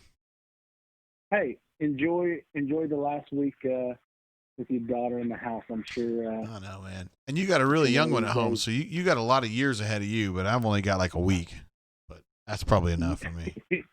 Yeah, sometimes though it feels like I'm just like I'm ready to get them into school. But hey, yeah, but yeah, man, enjoy it, and I'll be talking to you some other time. All right, Leif B. Be good, brother. Thank you. All right, bye. There he is, Leif B. Among our favorite Ole Miss Rebels. Good peoples. Wait, Alpha Tiger, what do you mean? R.I.P. Wizard. He's not dead. He's fine. I messaged with David the Wizard not too long ago. We do want to thank Leif for calling in, though. He's a badass. And he's a super chatter, and he's a regular chatter, and he's just good people. So, the end. Corny Mofo getting a little mushy about his girl over here. And Canoe Man's being really nice and being like, yeah, it's cool. As far as David the Wizard goes, though, I messaged with him like 2 weeks ago. He's fine. I don't really know what's going on with him. I mean, I don't know why he was on the show talking about, this, that, and the other thing, Nikki Glazer or whatever, and now he's not. I don't know that, but I mean, everybody's got their story. I think we all have our suspicions about David the Wizard, kind of what he's, he kind of runs hot and cold, and, sometimes he's going to be around and sometimes he's not. Corny Mofo says, FUJ, tell me about the AA's as with Z's. I mean, it's, everybody's got their thing. Everybody's got their thing. Some people like little girls. Some guys like big girls. My gal's got a little something to grab onto there. And, I'm happy with it. I'm real happy with it. Super happy with it. I mean, you probably don't know anybody that has a higher marriage satisfaction index than me. I mean, it's 100%. And I don't say that just because she's watching and she's got her field hockey stick. Like, she's ready to kick my ass. She's not actually in here. But my wife, she's a good fit for me. Always. And has been the whole time. Hey, caller, welcome to the show. How you doing? Fergus. Who I got on the horn here? South Tiger. Oh, you're using your different voice. What up, bro? What's going on, Tater? Usual delights. I saw you posting earlier. First of all, you got a old sup swoogans to jump in, right? Oh, I already gave my sup swoogans entry earlier in the conversation. Yeah, I saw that. Of course. Swoogan, can mean different things to different people, but I think that's a phrase you actually came up with, right? That is my phrase, and I think all other definitions are obsolete, if not entirely invalid. But a swoogan is a person who is not as cool as they think they are. Is that fair? I think that's a very broad stroke of a definition, but here, let me ask you this: it would be applicable. It would be applicable. Are you a swoogan? I am not a swoogan. Am I a swoogan? Is JG a swoogan? JG is not a swoogan. For 99% of the time. You have your moments. Well, we all have our moments, brother. That's fair. I probably have mine as well. So. No. I think our internet's shut down again. Oh, did it? Yeah, we gotta. What's going on with your internet? I think that's a fair statement. Yeah, I think it goes like that pretty much. I was actually trying to move the situation forward, and then I think I backed it up.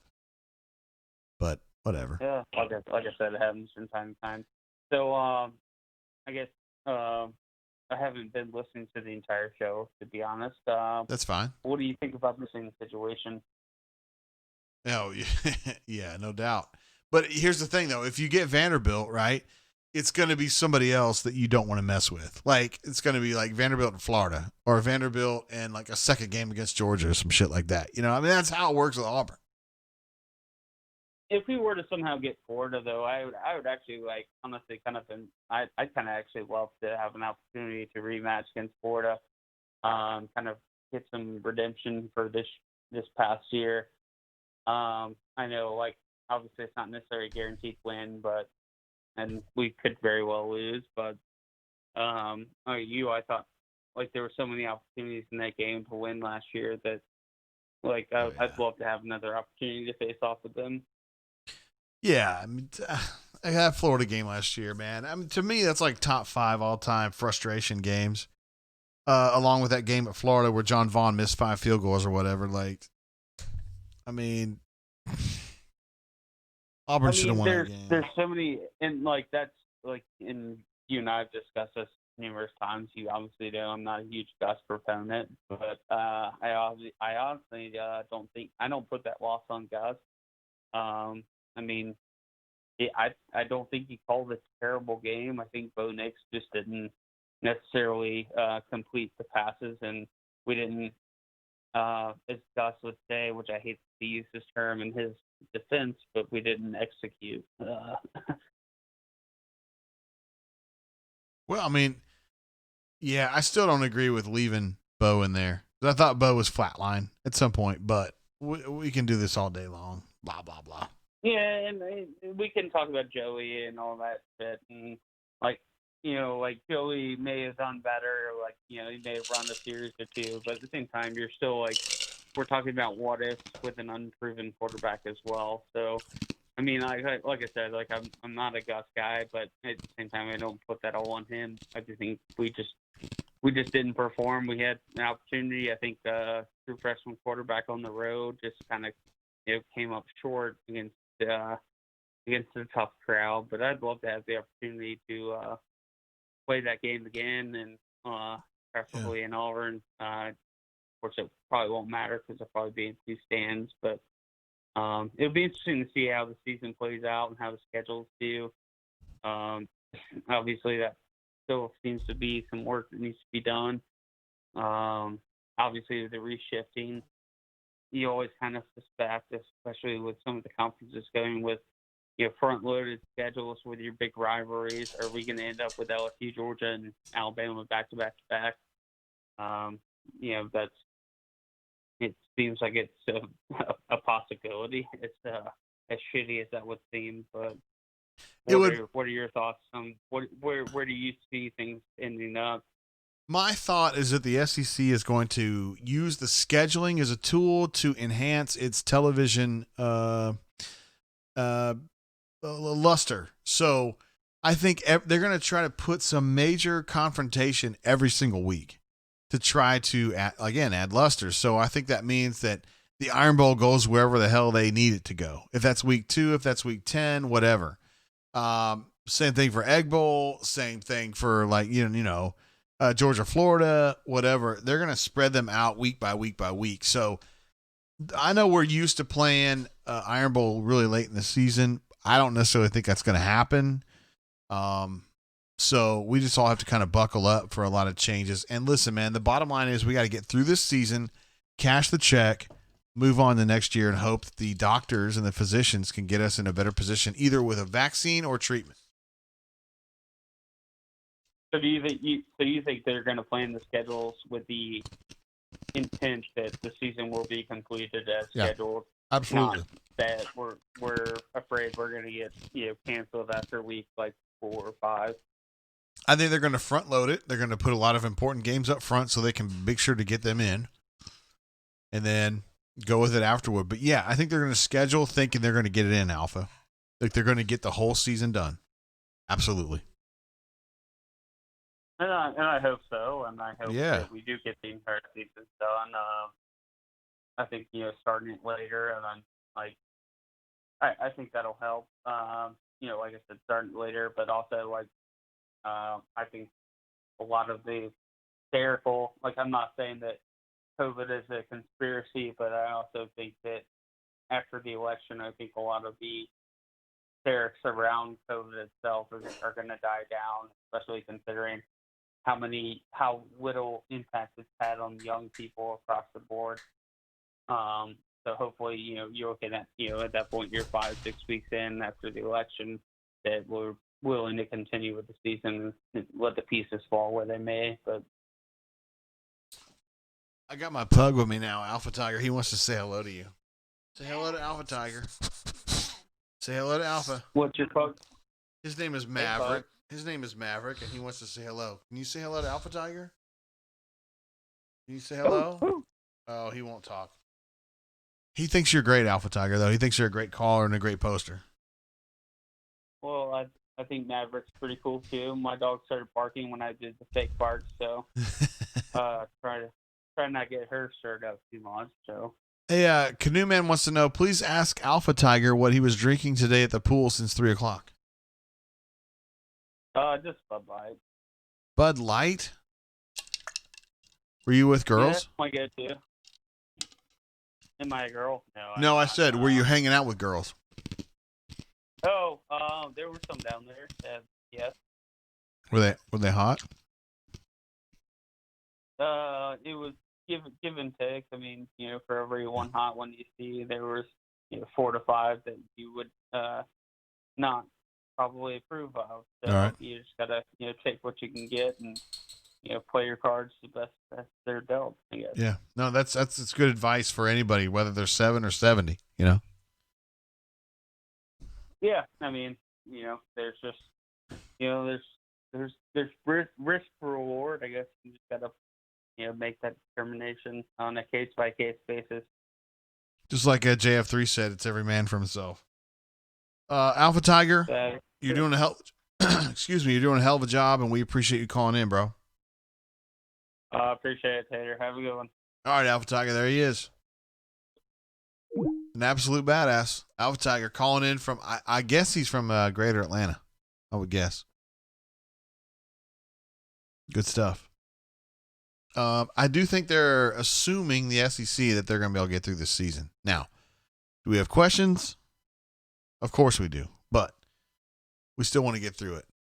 So let's get through it. Let's see. Ravine says that John Vaughn is an arena football legend. All right. I also want to apologize, first of all, to Alpha Tiger for cutting off his call. We apparently went dead on the internet again, 3rd or 4th time tonight, for reasons that escape me. So we messed up his call. We don't mess it up on the podcast version, but we did mess it up on the video. And I do want to apologize to you guys again for bottoming out again. I don't know why. I don't ever get any warnings. If y'all didn't tell me, I wouldn't know it. Corny Mofo says, it's like being behind the scenes. I find it strangely interesting. Oh, I don't find it interesting at all. I'm frustrated as frick. Corny Mofo says 4th. All right, very good. Thank you, Corny. Thank you for counting those. Call Me Biscuit says, I drink Bud Light during the day also, and then bourbon. I did not know that. I don't drink a lot of beer these days, honestly. Ravine says, I was here the whole time. We love you, Ravine. Doing a hell of a job. And you brought your proxy, well, you or your proxy, or both, brought some good scoop tonight.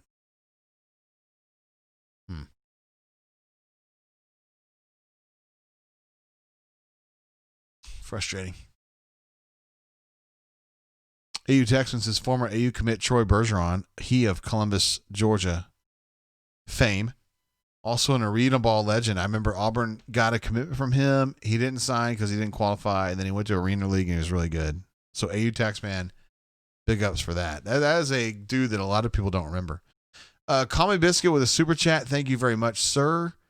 Auburn deep at linebacker, no doubt. Wide receiver, yes-ish. Running back, absolutely. Real thin at OL, yes. And quarterback, I see that as a binary position. You either got one or you don't. Auburn has one. Who plays if Bo tests positive? Good question. I think if I had to guess, I would say it was the kid from Bowling Green. If I had to guess. I know a lot of people like Lord Cord, and I think he's a good player too, but fine. He's a good backup, but I think it would be the kid from Bowling Green. Georgia Rebel says administrative assistant will be up there soon. She's already here.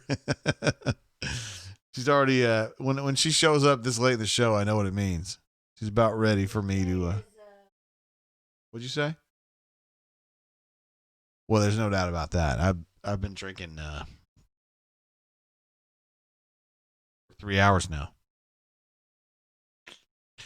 Yeah, see the thing is through the breaks in service, we'll call it, I'm still drinking and hanging out. It's pissed me off. It makes me look like an asshole. That's what it does. And I can't, the issues that we come across with this daggone thing is something that I can't replicate when I'm just doing it, when I'm just taping it or whatever and just making sure it looks good or whatever. It stinks. It's frustrating as hell. Leif B says, my wife just asked me why I'm. Nothing else. We didn't finish that sentence. We didn't need to finish that sentence. The answer is because you love it. And we love you. Ja307757 says, any chance Iron Bowl was week 1 like the Pac-12 was doing with USC, UCLA? Seems like they are banking on the season not making it until the end. No, I don't think it'll be week 1, but I wouldn't be surprised to see Auburn play Alabama before either October 31st or before, if you can see the alleged schedule while you're on the front. I bet it's within the first 5 or 6 games. So that's kind of what we're looking for. Leif B continues. My wife asked me why I'm listening to an Auburn podcast. I told her we talk about piss and hot girls. Classy stuff. Classy. We class it up here at the Brain Drain for sure. Cass DL3 says, fight the power. Don't let her shut you down. I mean, my wife tells me what to do. I'm not going to lie about it. I don't know why I should lie to you guys. Courtney says that we should do a Wednesday night makeup. Not you and me. You're talking about me and the folks. I'm on board with that as long as we get a new platform set up and ready to go by that time. I think we can do that. Yeah. Alpha Tiger says, glad I sound sober, Corny. Feel better about going out to get some grub. George Robles says, Pac-12 players making demands. That was kind of a big deal. The Pac-12 players almost kind of formed a union, so to speak, and they're asking for certain, making sure that the safety concerns are being addressed. And so I think SEC players did the same. It was just portrayed differently, and we'll see how that works. We were talking earlier. I don't have any problem with players coming together and saying, hey, I want to make sure that you guys are doing the best things possible for us to be safe. Totally reasonable position to me. So you want kids to think critically, and you want kids to be aware of what affects them. You want that. Now, you don't want them to act like jerks about it, but I don't think they have been doing that. So I'm totally behind that now. That doesn't mean you guys have to be behind it, but that's how I feel about it.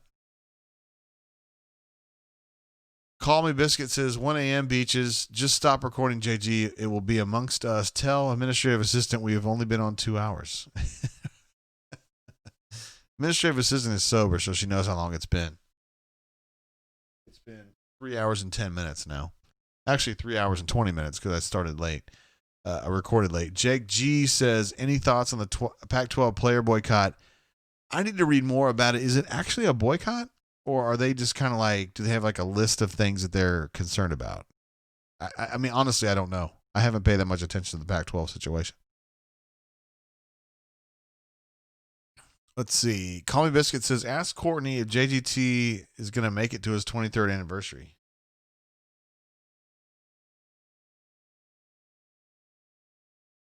She says chances are likely. I didn't realize this, but the 8th, like next Saturday is the 8th. Are we going to be in Mobile? Oh, we're going to be here. Oh, we're going to be here. So we're good. Early, though, you get drunk. Says we got to get up early next week. Next Sunday, a week from Sunday, we got to get up early to get her to Mobile. So,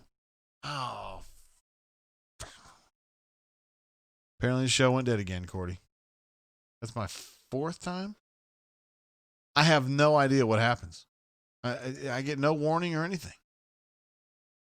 Let's see if we went back on. Be awesome if we did. Be sure it would be cooler if you did. I don't think we did.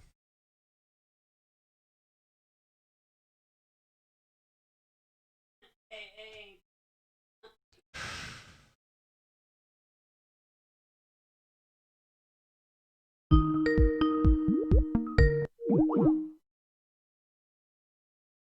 All right, we're back on now. All right, we're back. No, I don't want to take that call right now. So you talk about, seriously, y'all joking about the Wi-Fi being bad. I'm not on Wi-Fi. That's the thing. I'm on a hard line. I'm on a hard line straight out of the router. So this ain't a hard line problem. I don't know. Super frustrating. Corny, can you count those up for me? How many times have I bounced out? 5? 5 times? in approximately 3 hours and 20 minutes. It's ridiculous. Absolutely ridiculous. Super frustrating. And my internet's not bad. I mean, it's just not. Now, administrative assistant did not cut the cord. No, it's embarrassing, though, corny. For reals, yo. It's frustrating. I feel like I owe it to you guys to, have a legit stream, you know? Like, and I'm here. And you guys are. I just want to do a good job. Sucks. Just sucks. I know you're joking. It ain't a big deal. It's all on me, dude. It's all a JG problem. We'll get it fixed. I'll get it fixed. Chip says YouTube is trying to shadow ban the brain drain due to high levels of awesomeness and fun. Oh, man. CastDL3 says, JGT, why don't you move to town so you can get better ISP? Move to town. I love it, man. Corny says, you have the worst internet and computer ever. That's about right, though. I don't know what's going on. Call Me Biscuits says, why is AA tapping on the table? No, she's over here on the couch. She's good. You're not tapping on the table, are you? Not yet. What'd you say? You talking about Maybell? You talking about Maybell? Uh-huh. Oh, Courtney, you're the first person to bring that up, so we'll do it. Courtney said, how would you phrase that? Is it hot girl time or something like that? Oh, it absolutely is. It's hot girl time. Oh my goodness, it's the golf chick and then Jill A. We'll take her last name out. It's Jill A. What? Are you serious? It's off again?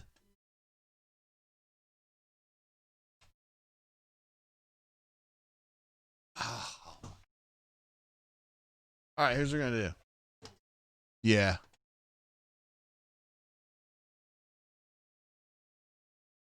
It's just sucks, but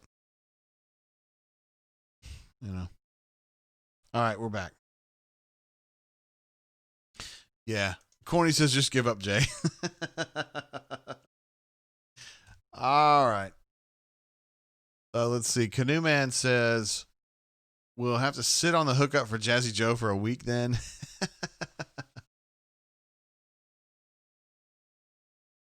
Oh, man. All right. So here's what. Oh, my God. It stopped again, Courtney.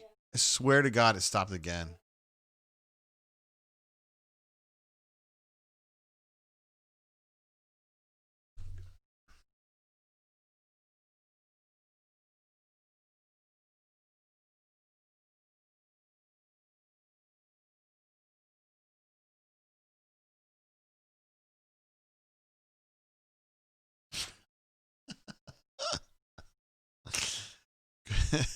Chip's killing me with this. That's funny. All right, we're back. Sort of. All right, guys. Chip, you're killing me, bro. That's funny. He says, damn it, I've been trying to get a way to screen capture the frozen screen with the arrow spinning and GIF it for future use. I tell you what, brother. I don't think there's going to be a future use because I'm going to figure this out, but dadgummit. Alpha Tiger says, Jill really energized my base. Oh, I can't finish that. Wait. Alpha Tiger, I don't know where you're going with that, bro, but I don't think it's anywhere good. AU Taxman says I just got my 6th wind.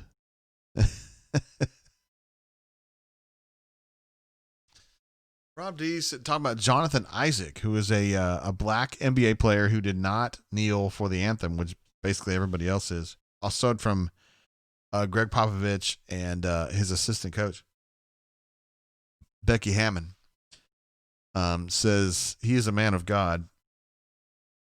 He did say that on religious grounds he didn't feel comfortable kneeling, which, that's cool. I support anybody whatever you guys think about that, I mean, people ought to be able to speak their mind on that. So I don't really have if you're hoping to get me triggered or whatever, like I'm not. Like I just think it's great that they're playing again. They want to make a statement, I'm cool with that. If they don't, I'm cool with that too. We are in the land where people can speak their mind. That's kind of a central tenet to what we do in America. So that's kind of what we do. It's kind of what we're founded on, to be honest with you. All right, so since we're still live here, I do want to go ahead and Call Me Biscuit is perfect. You better hurry up, JGT. You're about to drop again. Yeah, you're right. I've got 3 hours and 21 minutes of tape on here. It's crazy. I've had to stop like 6 times, so that's like 20 minutes we took out right there. But I guess we'll wrap it up there, guys. Listen, to those of you who are still here, thank you so much for sticking with us through this show. We've bottomed out 6 or 7 times. I don't know why. And it's very much appreciated that you guys stuck with me. And it's the same folks as usual. Corny, Canoe Man, Call Me Biscuit, Cass DL3's been here. Rob D's been here. Warwick's been here. AU Taxman from start to finish. Georgia Rebel's been here start to finish. Chip's been here start to finish. Who else we got here? Leif B's been here start to finish. Alpha Tiger, I don't know those start to finish, but you've been a beast for a while. Ravine has been here in the house as well. Just all the usual Hall of Famers, just like standing up and being badasses. Pocket Watch as well, start to finish. And very much appreciated, guys. I do want to give shout outs to our super chatters tonight. Leif B, Caller, Chatter, and Super Chatter, Corny, more than once. AU Storm early on. Appreciate you, brother. Ruxpin P jumping in. Webb Moore, who's always here for us. Ravine as well. Call Me Biscuit twice. Nope, 3 times. And Stu Pup, who is always here for us. Appreciate you guys so much, yo. And again, embarrassing that we had as many drops as we did. But we'll get it straightened out for the next one. That's my guarantee to you. And we will do a makeup show. Administrative assistant says we're going to do one Wednesday. So, yeah, look for that. I mean, Courtney says I'm on the hook for it, so I got to do it. Anyway, guys, appreciate y'all being here. Again, super apologize for all the problems, and we will get this straightened. I will get this straightened out before we go on again. It's just that sometimes on the live thing, I don't know that it's messed up once we go live. Because I do all the tape stuff, the locally produced thing, and it all works. But then I go live, and then it screws up, and I can't really anticipate that. But anyway, I think you guys understand that. Anyway, appreciate you guys. Keep it real. Love you guys. We'll see you next time in a much better state. Until then, keep your feet on the ground and keep reaching for the stars. Peace.